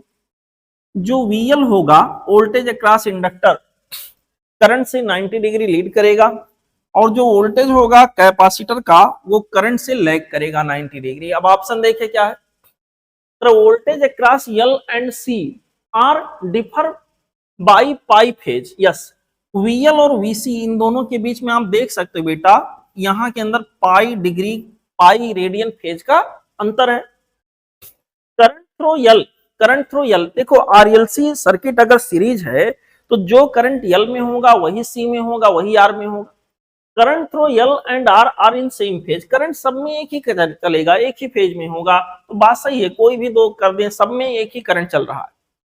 तो यहां के अंदर ये भी सही हो गया, ये भी सही हो गया। Voltage across R and L differ by pi by two, R के अक्रॉस वोल्टेज वी आर है और एल के अक्रॉस वी एल है, इन दोनों के बीच में अगर फेज का डिफरेंस देखें तो कितना है, पाई बाई टू है। ठीक है, ये भी बात सही हो गई। कहा है voltage across L and current through C are differ by pi by two. देखो करंट तो सब में सेम है, करंट का एक्सेस ये जा रहा है, और वोल्टेज अक्रॉस कहां के अंदर, L and current through C, current किसी के थ्रू यही करंट है, और एल के अक्रॉस वोल्टेज, इसमें जो पाई बाई टू का फेज डिफरेंस है, ये भी बात सही हो गया। तो यहां पर ए बी सी डी ये चारों बातें सही हैं, तो ऑप्शन वाइज अगर देखेंगे तो यहां पर हो जाएगा ऑल, ऑप्शन 4। ठीक है बेटा, ओके। चलते हैं अगले क्वेश्चन पे। देखिए अगला सवाल हमारे पास यहां पे रहा, the ratio of velocity of sound in the hydrogen, जिसके लिए गामा की वैल्यू 7/5 है, तो दैट ऑफ हीलियम, जिसके लिए गामा की वैल्यू यहां पर 5/3 दिया है एट सेम टेम्परेचर। किसी गैसियस मीडियम में साउंड की वेलोसिटी का जो फार्मूला होता है, तो स्क्वायर रूट के अंदर gamma times of R T divided by M not, ऐसे। मेरे प्यारे बच्चों यहां पर सेम टेम्परेचर पर पूछा गया है, तो यहां पर टेम्परेचर सेम और आर तो सेम होना ही है। तो वेलोसिटी जो हुआ, साउंड की वेलोसिटी किसी गैसियस मीडियम में इस पर्टिकुलर केस में आ गया directly proportional to gamma by M naught. पहला नाम हाइड्रोजन का है, दूसरा नाम बच्चों हीलियम का है, तो velocity of sound in hydrogen, velocity of sound in hydrogen that velocity of sound in helium, इन दोनों का जो रेशियो होगा, this will be equal to square root के अंदर gamma for hydrogen divided by gamma for helium multiplied by, यहां के अंदर आ जाएगा molecular mass for hydrogen divided by molecular mass for helium. ठीक, इसको सॉल्व करेंगे। गामा फॉर हाइड्रोजन बेटा यहां के अंदर डाई एटॉमिक है, 7/5 दिया गया है, 7/5, और हीलियम के लिए ये हो जाएगा 5/3, वैसे भी आपको याद रहता है ये डेटा। हाइड्रोजन के लिए मॉलिक्यूलर मास यहां के अंदर हो गया बच्चों 2, और हीलियम के लिए मॉलिक्यूलर मास, माफ करेगा यहां एक गलती हो रही है, यहां पर बच्चों एक गलती ये हुई है कि यहां सीधा नहीं, यहां उल्टा होगा, यहां पर हीलियम रहेगा और यहां पर हाइड्रोजन रहेगा। ठीक है, तो हीलियम के लिए मॉलिक्यूलर मास जो हमारे पास होगा वो हो गया 4, और हाइड्रोजन के लिए हो गया 2। इसको सॉल्व करेंगे 21/25, और इसको सॉल्व करेंगे यहां आ गया 2, ये हो जाएगा स्क्वायर रूट के अंदर 42 डिवाइडेड बाई 25, यानी इसका आंसर आ जाएगा स्क्वायर रूट के अंदर 42 डिवाइडेड बाई 5। ठीक है बेटा, तो अगर मैच कराएं तो करेक्ट मैचिंग यहां पर हमें जो दिख रहा है वो होगा option 3। Option 3 would be the correct matching for this particular question. चलते हैं अगले क्वेश्चन पे। देखिए अगला सवाल हमारे पास का है, ये है question number 21। Two conducting plates are placed parallel to each other with separation of d between them. दो कंडक्टिंग प्लेट्स हैं बेटा और लार्ज कंडक्टिंग प्लेट्स हैं, उन दोनों के बीच में सेपरेशन दिया गया है, d है। An electron starting from rest near one of the plate reach the other plate in time t.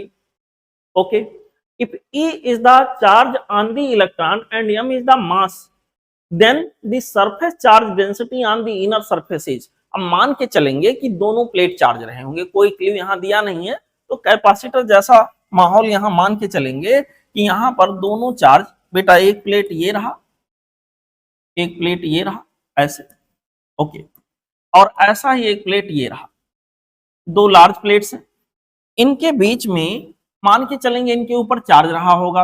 यहां पर मैं अगर ऐसे निगेटिव चार्ज दिखा दूं तो यहां पर पॉजिटिव चार्ज ऐसे, ठीक है बेटा। इनके बीच में इलेक्ट्रिक फील्ड की इंटेंसिटी रही होगी, जिधर भी इलेक्ट्रिक फील्ड की इंटेंसिटी रही होगी बेटा, इलेक्ट्रिक फील्ड की इंटेंसिटी ऐसे पॉजिटिव टू निगेटिव रहा होगा। जब हमने इलेक्ट्रॉन को यहां पर सपोज करिए यहां कहीं रिलीज किया होगा, तो इस इलेक्ट्रॉन के ऊपर फोर्स लगा होगा, जिस फोर्स की वजह से जीरो वेलोसिटी से चलना स्टार्ट करेगा, एक्सेलरेट होकर जाके सेकंड प्लेट पर टकराएगा किसी वेलोसिटी से। ऐसा होने में, ये मोशन होने में टी टाइम लगा है, और ये जो डिस्टेंस यहां से यहां तक का है बच्चों, ये डी के बराबर दिया है। तो हमसे कहा गया कि बताइए surface charge density inner surface पर क्या रहा होगा। देखो यहां पर बच्चों इनर सरफेस पे जो सरफेस चार्ज डेंसिटी रहा होगा, उसको निकालने के लिए हम लोग ऐसे चलेंगे।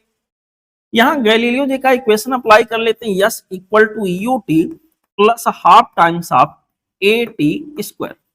यस का मतलब यहां से यहां तक का separation displacement, that is D.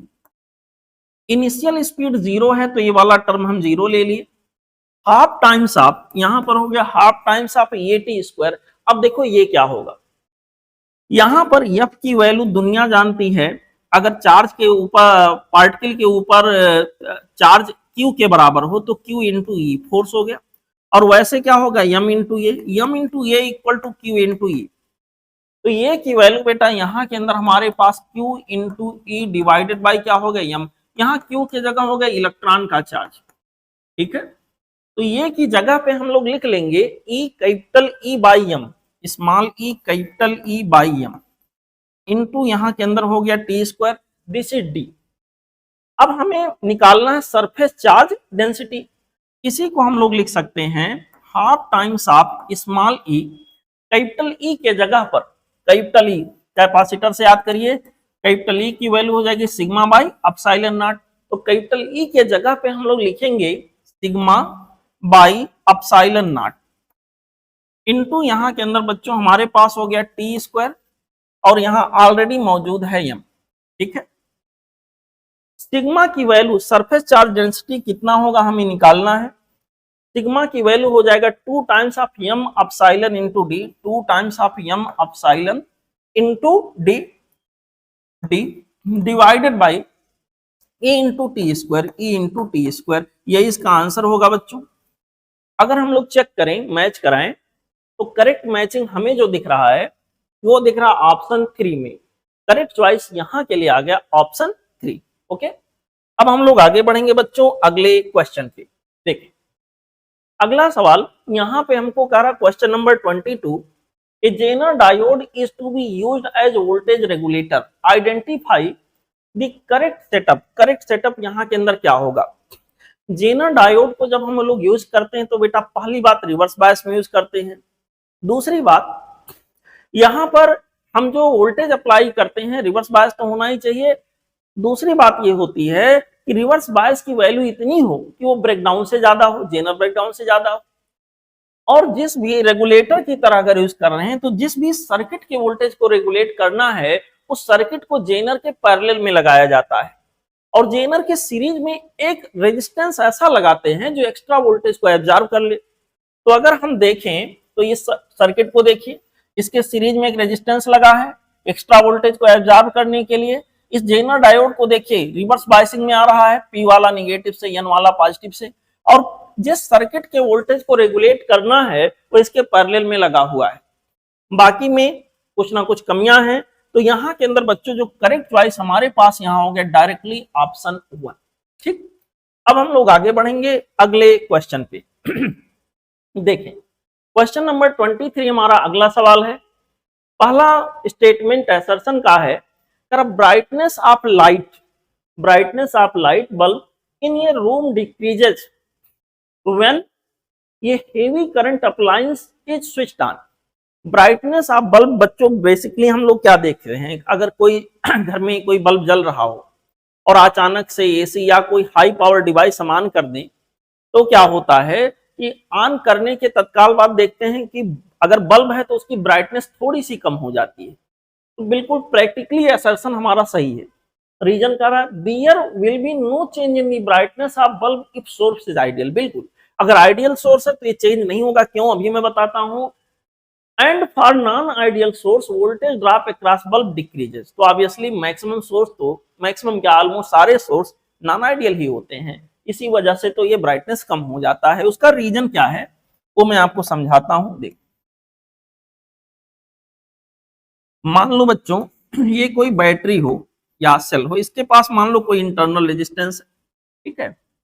इसके अक्रॉस एक बल्ब कोई सा कनेक्टेड है, ऑलरेडी ऐसे ये कनेक्शन है। यहां पर ये अपनी पावर में ग्लो कर रहा है, कोई इसके क्रॉस वोल्टेज रहा होगा। अगर इस बैटरी का ईएमएफ ही है तो इसके क्रॉस वोल्टेज रहा होगा E V equal to E minus of, मान लीजिए बल्ब के अंदर करंट यहां पर हमारा जा रहा आई या आई वन मान लीजिए, तो E minus I one into r, इसके बराबर टर्मिनल पोटेंशियल डिफरेंस के बराबर ये वोल्टेज पाया होगा, जिसकी वजह से यहां के अंदर करंट फ्लो हुआ होगा और ये बल्ब अपना ग्लो कर रहा है। Practical case. अब क्या होगा, अब क्या होगा देख, दूसरे सिचुएशन में बेटा कहानी कुछ ऐसी होगी। मैं वही सर्किट सब कुछ लेता हूं, थोड़ा सा चेंज कर देता हूं, देखिए ध्यान से। यहां पर इसके पैरेलल में मैं एक और कोई हाई पावर डिवाइस लाकर यहां कनेक्ट कर देता हूं। जैसे सपोज करिए आपने यहां एयर कंडीशनर कनेक्ट कर दिया, एसी, ठीक है। यहां पर जब ऐसा हीटर गीजर एसी कुछ ऐसा लगा दिया जो हाई करंट डिमांड करता हो, तो ये भी तो अपना करंट लेगा बेटा। ये I1 ले रहा था अभी, ये अपना करंट लेगा। सपोज ये I2 ले रहा है। अब ऐसा होने से ये जो करंट अब ये समय यहां जा रहा, पहले I1 था, अब यहां पर मैं मान लेता हूं I1 डैश। अब यहां से मेन करंट कितना फ्लो हुआ, I1 प्लस I1 डैश, ठीक है। सोचो, मान लो पहले यहां 0.5 एम्पियर जा रहा था और इसने डिमांड किया 5 एम्पियर, तो टोटल 5.5 एम्पियर। अब ऐसे थोड़ा आंकड़ा लगाया जाए कि यहां से मेन करंट की वैल्यू, इसका मतलब बढ़ जाएगी। मेन करंट की वैल्यू जब बढ़ेगा बेटा, तो यहां पर जो टीपीडी है, terminal potential difference, E minus I are, वो बढ़ जाएगा। अब यहां पर मेन करंट जो हमारा फ्लो रहा, मान लो इस मेन करंट को कोई नाम दे देते हैं। सपोज करिए ये हमारे पास है आई डबल डैश, या कुछ और नाम दे देते हैं। यहां के अंदर बच्चों इसको नाम दे देते हैं suppose capital I. Main current की वैल्यू क्या होगी, बढ़ जाएगी। मेन करंट की वैल्यू बढ़ने की वजह से यहां जो terminal potential difference E minus I R अभी था, वो बदल जाएगा, वो हो जाएगा E minus capital I small r. क्योंकि कैपिटल आई काफी बढ़ चुका है, इसलिए टर्मिनल पोटेंशियल डिफरेंस कम हो जाएगा, और टर्मिनल पोटेंशियल डिफरेंस अगर कम हो जाएगा तो इसके क्रॉस करंट भी कम हो जाएगा, जिसकी वजह से इसकी ब्राइटनेस घटी हुई प्रतीत होगी। यही कारण है। और बाय द वे, अगर यही सोर्स आइडियल होता तो स्मॉल आर होता ही नहीं, स्मॉल आर होता ही नहीं, कोई वोल्टेज ड्रॉप होता ही नहीं, तो हमेशा यहाँ का वोल्टेज ई और ई के बराबर ही होता, और या चाहे जितने पैरेलल में हम ब्रांचेस कनेक्ट कर लेते, ब्राइटनेस वही का वही रहता, कोई अंतर नहीं होता बल्ब के ब्राइटनेस में। तो यहाँ पर बच्चों इसका प्रॉपर रीजन यही है कि जब हाई पावर डिवाइस हम कनेक्ट करेंगे तो हाई करंट डिमांड होगा। हाई करंट यहां से जब फ्लो होगा तो प्रैक्टिकली यहाँ का पोटेंशियल ड्रॉप जो होगा, टीपीडी, टर्मिनल पोटेंशियल डिफरेंस की वैल्यू कम हो जाएगी, जिसकी वजह से बल्ब का ब्राइटनेस जो ऑलरेडी ग्लो कर रहा था उससे कम हो जाएगा। तो यहाँ दोनों असर्शन रीजन सही है और प्रॉपर एक्सप्लेनेशन भी आपको यहाँ मिल रहा है। आप लोग यहाँ सेलेक्ट करोगे ऑप्शन 1। ओके, चलते हैं बच्चों अगले क्वेश्चन पे। देखें, हमारा अगला क्वेश्चन है question number 24। The distance between an object and the screen is 80 centimetre. Object और स्क्रीन के बीच का डिस्टेंस 80 सेंटीमीटर है। ये lens produces an image on the screen when the lens is placed at either of the position 20 centimetre apart। Focal length of the lens, बेटा आप लोग अगर पढ़े हो ऑप्टिक्स तो ये क्वेश्चन डिस्प्लेसमेंट मेथड से है और direct formula based. Displacement method में focal length of convex lens हम लोग निकालते हैं बाई फार्मूला था capital D square minus small d square divided by 4 times of capital D. Okay, यहाँ पे कैपिटल डी क्या है, ऑब्जेक्ट और स्क्रीन के बीच का सेपरेशन है, और स्मॉल डी क्या है, लेंस के दो अलग अलग पोजीशन के बीच का सेपरेशन है। कैपिटल डी के जगह पर बेटा हो गया 80, यहाँ हो गया 80 का square minus small D, lens के दो पोजीशंस के बीच का सेपरेशन 20 है, तो यहाँ पर आ जाएगा 20 का square divided by 4 times of capital D. Capital D यहाँ के अंदर बच्चों जो हमारे पास है, फिर से लिखता हूं 80 है, ठीक है। यहाँ पर हो जाएगा ए प्लस बी एक ब्रैकेट में 100, ए माइनस बी दूसरे ब्रैकेट में 60 आ गया, डिवाइडेड बाई 4 इंटू 80, 4 इंटू 80। बेटा यहाँ के अंदर एक जीरो यहाँ से कैंसिल हो गया, और ये 25 बार चला जाएगा, और यहाँ पर 3 बार, और ये 4, यहाँ पर 75 डिवाइडेड बाई हो जाएगा 4, ठीक है। 18.75 इसका आंसर आ जाएगा, 18.75 सेंटीमीटर इसका आंसर हो जाएगा बच्चों। इस तरह से करेक्ट चॉइस यहां के लिए हम लोग लेंगे ऑप्शन 1। ओके, ठीक है बेटा, चलते हैं अगले क्वेश्चन पे। यहां पे क्वेश्चन नंबर 25 हमारा है, अगला सवाल। If IV characteristic of PN junction diode is shown in the figure and the approximate dynamic resistance of PN junction when forward bias of 1 volt is applied। बेटा ये देखो एक ग्राफ दिया, करंट और वोल्टेज के बीच का, ध्यान रहे करंट मिली एम्पियर में, वोल्टेज वोल्ट में है। यहाँ पे जिस समय करंट की वैल्यू 1 एम्पियर के बराबर है, उस समय पूछा डायनेमिक रेजिस्टेंस, डायनेमिक मतलब एसी रेजिस्टेंस, तो आपसे पूछ रहा है आर डायनेमिक या आर एसी। सिंपली आप लिखोगे पोटेंशियल डिफरेंस डीवी ओवर यहां के अंदर हो जाएगा डी आई। डीवी बहुत छोटा सा चेंज, बहुत छोटा सा चेंज, बहुत पास पास दो पॉइंट लेते हैं, 1 एम्पियर 1 वोल्ट यहाँ पर इसके आसपास, 1 वोल्ट के आसपास का पूछा गया है, ये बना के शायद उसे ले दिया है।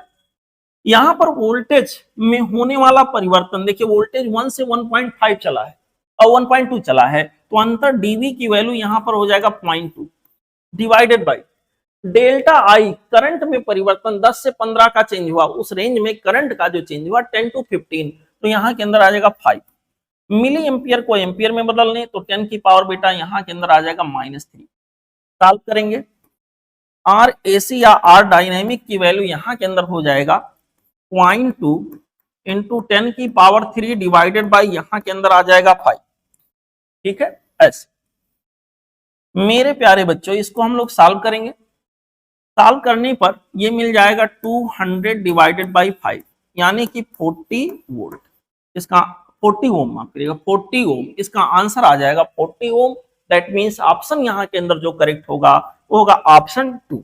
ओके, अब हम लोग आगे बढ़ेंगे बच्चों अगले क्वेश्चन पे। देखिए अगला सवाल हमारे पास यहाँ पे है क्वेश्चन नंबर 26। क्वेश्चन नंबर 26 में कहा गया है intensity of gravitational field at a point situated at a distance 800 km from the center of earth is 6 Newton per kg। okay, gravitational potential at that point in Newton meter per kilogram। देखो बेटा कहानी कुछ ऐसे है कि मान लो ये हमारा अर्थ हो, धरती मैया हो, just consider I am taking the earth like this. Earth का जो खुद का रेडियस है वो 6400 किलोमीटर है, लेकिन दूरी यहां पर दिया 8000 किलोमीटर, यानी अर्थ के सरफेस से बाहर जाना पड़ा, यहाँ कहीं अर्थ के सरफेस से यहां बाहर जाना पड़ेगा। यहाँ स्मॉल आर की वैल्यू दिया 8000 किलोमीटर। इस जगह पे आपको इंटेंसिटी ऑफ ग्रेविटेशनल फील्ड आपको दिया गया है, ये आपको दिया है, कितना दिया है 6, और यहां पर 6 न्यूटन पर किलोग्राम। यहां पर पूछा गया ग्रेविटेशनल पोटेंशियल की वैल्यू क्या होगी। तो किसी सॉलिड स्फीयर के बाहर इंटेंसिटी ऑफ ग्रेविटेशनल फील्ड अगर हम देखने जाएं बेटा तो आई की वैल्यू होता है, देखिए केवल मैग्नीट्यूड में कंसीडर कर रहा हूं, GM, यहां अर्थ की बात है GME, डिवाइडेड बाई यहां के अंदर हो जाएगा बेटा स्मॉल r का स्क्वायर, और अगर मैं यहीं पर जाके ग्रेविटेशनल पोटेंशियल की बात करूं तो V की वैल्यू हो जाएगी G, वैसे निगेटिव में होता है बट आई रिपीट मैं यहाँ खाली मैग्नीट्यूड की बात कर रहा हूं, G ME divided by R। ठीक है बेटा, अब यहां से स्पष्ट है इन दोनों से, अगर दोनों को मैं डिवाइड कर दूं तो यहाँ V की वैल्यू बेटा हमारे पास आ जाएगा, V की वैल्यू हमको निकालना है, V की वैल्यू यहाँ के अंदर बच्चों आ जाएगा V equal to E into आ जाएगा R, ऐसे। ठीक है, V equal to E into R, अगर इसको R से मल्टीप्लाई कर दे तो यही बन जाएगा। यहां पर इसका मतलब हुआ सेम पोजीशन पे इलेक्ट्रिक माफ करेगा इंटेंसिटी ऑफ, यहाँ E नहीं I सिंबल मैंने यूज किया है, I इंटू यहाँ के अंदर हो गया R। I की वैल्यू 6 है और R की वैल्यू बेटा 8000 किलोमीटर को मीटर में बना लें। यहां पर हो गया 48 इंटू 10 की पावर 6, इतना हो गया, इसी को लिख सकते हैं ऑप्शन के हिसाब से 4.8 इंटू 10 की पावर 7, यूनिट आ जाएगा न्यूटन इंटू मीटर पर किलोग्राम। इस तरह से बच्चों हमारा आंसर हो गया ऑप्शन 2। ओके, चलते हैं अगले क्वेश्चन पे। बच्चों देखो हमारा अगला क्वेश्चन यहां के अंदर आ गया, क्वेश्चन नंबर 27। कहा गया है in an experiment with beam balance an unknown mass m is balanced by two known masses of 16 kg and 4 kg as shown in figure। देखो बेटा, दो नोन मासेज हैं, 16 किलोग्राम को m किलोग्राम से यहां बैलेंस कराया गया, 4 किलोग्राम को m किलोग्राम से यहां बैलेंस कराया गया। Find the value of unknown mass m in kilogram. तो देखो बड़ा सिंपल सा क्वेश्चन है, क्या होगा, पहले वाले डायग्राम से नेट टार्क की वैल्यू 0 होगी, जितना टार्क ये 16 किलोग्राम की वजह से एंटी क्लॉकवाइज लगना चाहेगा उतना ही टार्क यहाँ इसकी वजह से क्लॉकवाइज हो जाएगा, नेट टार्क की वैल्यू 0। इस पिवोटेड पॉइंट यहाँ के अबाउट अगर देखें टार्क की वैल्यू, नेट टार्क की वैल्यू 0 मतलब लेफ्ट यहाँ पर जो क्लॉकवाइज टार्क और एंटी क्लॉकवाइज टार्क के दोनों एक दूसरे को क्या कर लेंगे, बैलेंस। तो यहाँ पर हम कहेंगे 16G दिस मच, इतना न्यूटन फोर्स नीचे लग रहा है, into L1 torque by 16G equal to torque by mg into यहां उसके लाइन ऑफ एक्शन का परपेंडिकुलर डिस्टेंस L2। इसको सॉल्व करेंगे, जी हटा दीजिए, 16L1 equal to m into L2, option number पहला। दूसरे डायग्राम से सिमिलरली यहां दूसरे में हो जाएगा बेटा mg into L1, mg into L1। इस पॉइंट के अबाउट टार्क देख रहे हैं, यहाँ एंटी क्लॉकवाइज और क्लॉकवाइज टार्क दोनों बैलेंस कर रहे हैं, इक्वल टू दूसरे साइड से 4 into G this torque in this force multiplied by L2, यहाँ पर ऐसे हो गए, जी हटा लेते हैं m into L1 equal to हो जाएगा 4 इंटू L2। ठीक है बेटा, दोनों को यहाँ पर हम डिवाइड कर देते हैं, equation number 1 divided by equation number 2, क्या आ जाएगा 16 by m will be equal to m by 4। इस तरह से मैं देख पा रहा हूं बच्चों m स्क्वायर इक्वल टू आ गया 64, यानी कि m की वैल्यू यहां के अंदर बेटा कितना आ जाएगा, स्क्वायर रूट के अंदर 64, दैट मींस 8 किलोग्राम। ठीक है, यहां के लिए करेक्ट चॉइस आ गया option 3। Option 3 would be the correct choice for this particular question. Now let's enjoy question number next 1। Okay, हमारा अगला सवाल यहाँ पे है बेटा क्वेश्चन नंबर 28। करें ये सॉलिड स्फीयर, ये हॉलो स्फीयर एंड ये disc all having same mass and radius are placed at the top of ये an smooth inclined plane released, least time will be taken in reaching the bottom by. सबसे कम time किसके द्वारा लिया जाएगा। बच्चों देखो सवाल में एक ट्विस्ट है, यहाँ पे पहले तो मैं आपको डायग्राम बनाता हूं, सिखाता हूं। ये कोई सा यहाँ इंक्लाइंड प्लेन है, कोई सा बच्चों यहाँ के अंदर ये कोई सा इंक्लाइंड प्लेन है। ओके, अब इसके ऊपर इसके टॉप पर मैं कोई डिस्क, कोई रिंग या कोई स्फीयर अगर यहाँ छोड़ दूं तो पॉसिबिलिटी है कि ये रोल करता हुआ है, पॉसिबल है ये रोल करता हुआ है बेटा, पॉसिबल है ये स्लाइड करता हुआ है, पॉसिबल है दोनों का मिक्सचर हो। रोलिंग मोशन, ये रोल करता हुआ आए, इसके लिए फ्रिक्शन का होना जरूरी है। बट रोलिंग मोशन, फिर से सुनिए ध्यान से, इंक्लाइंड प्लेन पर रोलिंग मोशन होने के लिए फ्रिक्शन जरूरी है। यहां पर बोला है स्मूथ इंक्लाइंड प्लेन है, स्मूथ शब्द यहां बहुत अफेक्ट कर जाएगा, इसका मतलब यहां रोलिंग मोशन पॉसिबल नहीं होगा। हम किसी भी ऑब्जेक्ट को यहां छोड़ेंगे तो ये ऑब्जेक्ट स्लाइड करता हुआ यहां पर आएगा, बॉटम तक स्लाइड करता हुआ आएगा। और अगर स्लाइड करता हुआ आएगा तो सबके द्वारा टाइम क्या लिया जाएगा, सेम। सबके द्वारा टाइम बच्चों क्या होगा, सेम होगा। तो यहां पर क्योंकि स्मूथ केस दिया है, तो चाहे वो स्फीयर हो, चाहे वो सॉलिड स्फीयर हो, हालो हो, रिंग हो, डिस्क हो, सब ही फिसलते हुए यहाँ के अंदर आएंगे और सबके द्वारा बॉटम तक पहुंचने का समय क्या होगा, सेम होगा। ठीक है, अगर यही रोलिंग मोशन हो पाता, प्योर रोलिंग मोशन हो पाता, तो सबसे कम समय में यहाँ सॉलिड स्फीयर आता। उसका अदर रीजन होता है, वो आपको फिलहाल जानना होगा तो मुझसे पूछ लीजिएगा। फिलहाल ऑप्शन 4 हो गया यहाँ के लिए। अब हम आगे बढ़ते हैं अगले क्वेश्चन पे। ओके, हमसे कह रहे हैं particle moves along the circle of radius 20 by pi metre with constant tangential acceleration.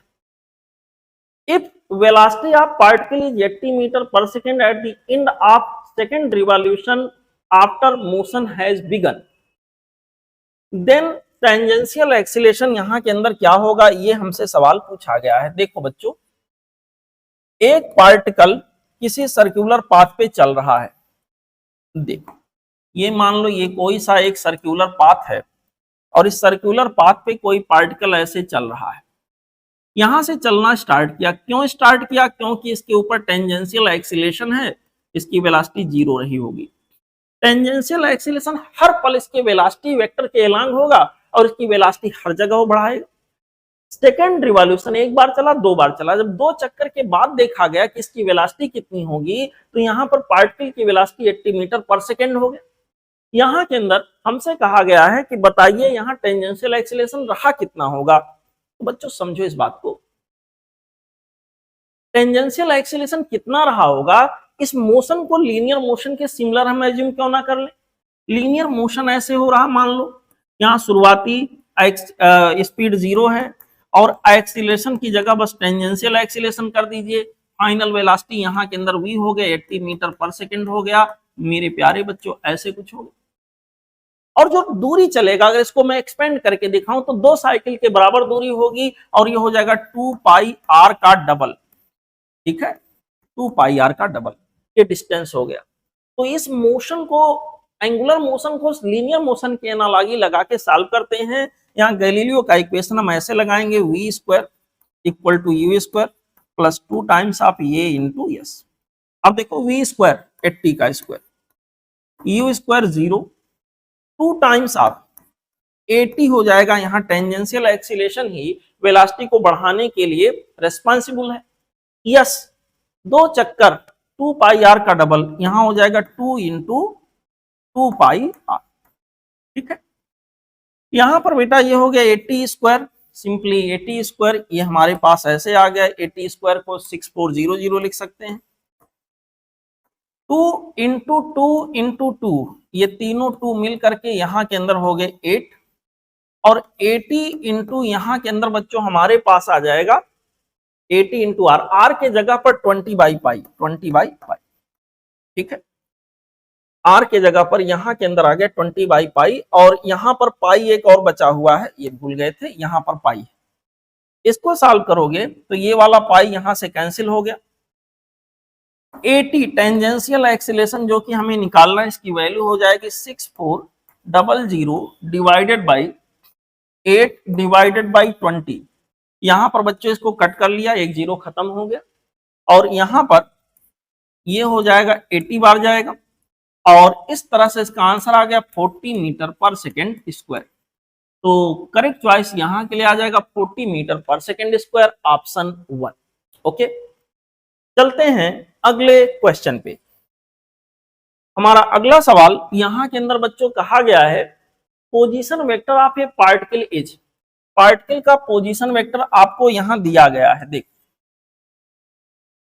ऐसे आर इक्वल टू ये cos of omega T into I cap plus यहां के अंदर हो गया ये sine of omega T into J cap.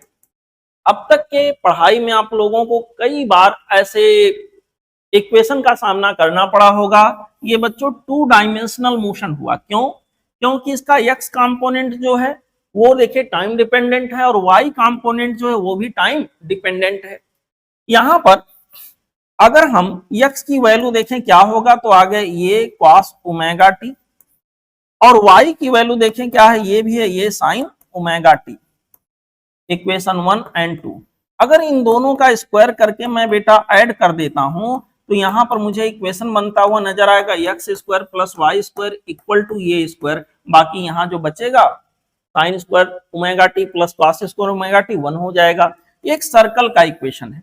इसका मतलब जो पार्टिकल का यहाँ के अंदर मोशन हो रहा होगा वो सर्कुलर मोशन होगा, ये पक्का हो गया। ये बात यहां तक से क्लियर हो गया कि पार्टिकल का जो मोशन है वो पक्का है, सर्कुलर मोशन की तरह से हो रहा है। और यहां पर अगर सर्कुलर मोशन हो रहा है, सपोज ये एक सर्कल मैंने लिया, सर्कल पर पार्टिकल चल रहा है, यहां पर बच्चों ये रहा एक्स, ये रहा वाई एक्सिस।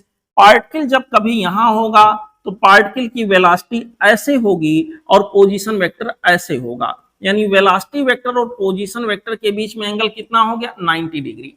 जब पार्टिकल कभी यहां पे होगा तो पार्टिकल का पोजीशन वेक्टर ऐसे होगा और यहां पर बच्चों इसका वेलोसिटी वेक्टर टेंजेंशियली यूं होगा। तो पोजीशन वेक्टर और वेलोसिटी वेक्टर के बीच में एंगल कितना हो गया 90 डिग्री हो गया। तो एक ऐसा मोशन होगा जिसमें पोजीशन वेक्टर और यहाँ वेलोसिटी वेक्टर दोनों एक दूसरे के क्या होंगे परपेंडिकुलर। ऑप्शन 2 यहां से मैच कर रहा है। ठीक है, चलते हैं अगले क्वेश्चन पे। देखें हमारा अगला सवाल, अगला क्वेश्चन बच्चों यहां के अंदर आ गया क्वेश्चन नंबर 31। ओके, कहा गया particle is performing vertical circular motion with the help of string of length L. What should be the minimum speed at the lowest position so that it can complete the vertical circular motion? बहुत simple सा और बहुत famous सा सवाल बेटा, critical case की बात होती है। अगर वर्टिकल प्लेन में कोई सर्कुलर मोशन हो रहा है, किसी स्ट्रिंग में बांधकर हम किसी बॉडी को रिवॉल्व करा रहे हैं, तो लोअर मोस्ट पोजीशन पर मिनिमम रिक्वायर्ड वेलोसिटी होगा स्क्वायर रूट के अंदर 5 टाइम्स ऑफ जी आर कहो या एल, यहाँ के अंदर स्क्वायर रूट के अंदर 5gl। क्रिटिकल केस ये हो गया, ऑप्शन यहाँ के अंदर आ गया 3। ठीक, चलते हैं अगले क्वेश्चन पे। बच्चों हमारा अगला सवाल यहां के अंदर आ गया क्वेश्चन नंबर 32। क्वेश्चन नंबर 32 में कहा गया है escape velocity is 11 kilometer per second at the surface of Earth. If the planet have radius twice that of the Earth and equal density as Earth, then escape velocity at the surface of planet. बच्चों किसी planet के surface से escape velocity का formula होता है square root के अंदर 2 times of G mass of that planet divided by radius of that planet. ठीक है, प्लेनेट के मास को थोड़ा डेंसिटी के टर्म में कोरिलेट करते हैं तो क्या हो जाएगा, स्क्वायर रूट के अंदर 2 टाइम्स ऑफ जी, एमपी की जगह हो जाएगा डेंसिटी इंटू वॉल्यूम, वॉल्यूम हो जाएगा 4/3 पाई आरपी का क्यूब डिवाइडेड बाय 1 आरपी नीचे है बेटा। इसको हम लोग सॉल्व करेंगे तो एस्केप वेलोसिटी का फार्मूला मिलेगा स्क्वायर रूट के अंदर 8/3 जी पाई रो, यहां आर स्क्वायर बचेगा और आर स्क्वायर को बाहर निकालेंगे, यहां के अंदर क्या आ जाएगा आर। ये जो ब्रैकेट के अंदर इतना बात लिखा है ये सब कुछ कांस्टेंट, यहां कोई भी चीज चेंज होने वाली नहीं है। इसका मतलब एस्केप वेलोसिटी जो होगा वो डायरेक्टली प्रोपोर्शनल हो जाएगा radius, okay, radius of that planet. यहां पर इसका मतलब हो गया escape velocity at the surface of planet divided by escape velocity at the surface of earth will be equal to radius of planet जो कि 2r e के बराबर है और रेडियस ऑफ अर्थ जो कि RE के बराबर है। यहाँ इसको सॉल्व करेंगे, escape velocity at the surface of planet will be 2 times of escape velocity at the earth, जो कि क्या है 11। तो यहाँ पर आंसर आ गया 22 किलोमीटर पर सेकेंड। रेडियस डबल तो एस्केप वेलोसिटी डबल, सीधी सी बात है। तो ऑप्शन 2 यहाँ के लिए करेक्ट चॉइस हो गया। ठीक है बच्चों, चलते हैं अब अगले सवाल पे। ओके, एक मिनट बच्चों।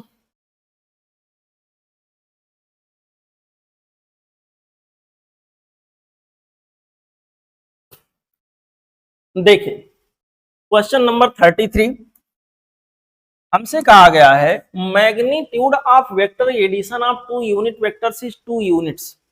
2 यूनिट वेक्टर, एक वेक्टर ये है, इसका मैग्नीट्यूड 1, दूसरा वेक्टर सपोज बी है, इसका भी मैग्नीट्यूड 1। इन दोनों का रिजल्टेंट सम करने पर 2 आ रहा है, यानी मैक्सिमम आ रहा है। जरा सोचो, इसका मतलब ये हो गया ये दोनों वेक्टर पक्का है एक ही दिशा एक ही डायरेक्शन में रहे होंगे, तभी तो इसका मैग्नीट्यूड जोड़ने पर 2 आ रहा है। ठीक है बेटा, यानी इन दोनों के बीच में जो एंगल रहा होगा वो 0 डिग्री पर रहा होगा।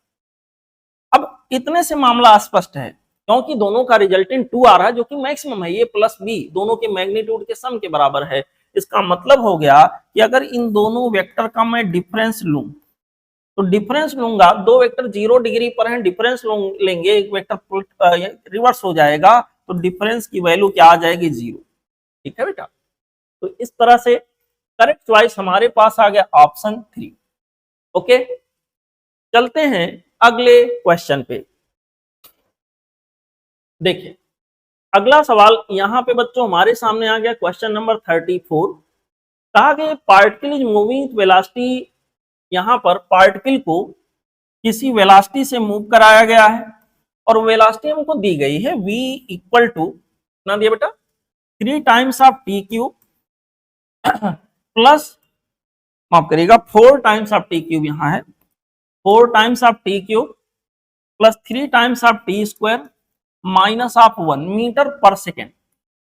हमसे कहा डिस्प्लेसमेंट पार्टिकल का 1 और 2 सेकेंड के बीच में क्या रहा होगा।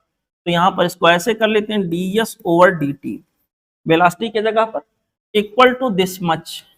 इसका मतलब ds इक्वल टू हो जाएगा दिस मच इंटू dt। दोनों साइड को इंटीग्रेट कर देते हैं। यहाँ पर मैं प्रॉपरली लिख देता हूँ 4 times of T cube plus of T square 3 times of T square minus of 1, और इसका रेंज जो हमारे पास है वो है t इक्वल टू 1 सेकेंड से लेकर के t इक्वल टू 2 सेकेंड का रेंज है।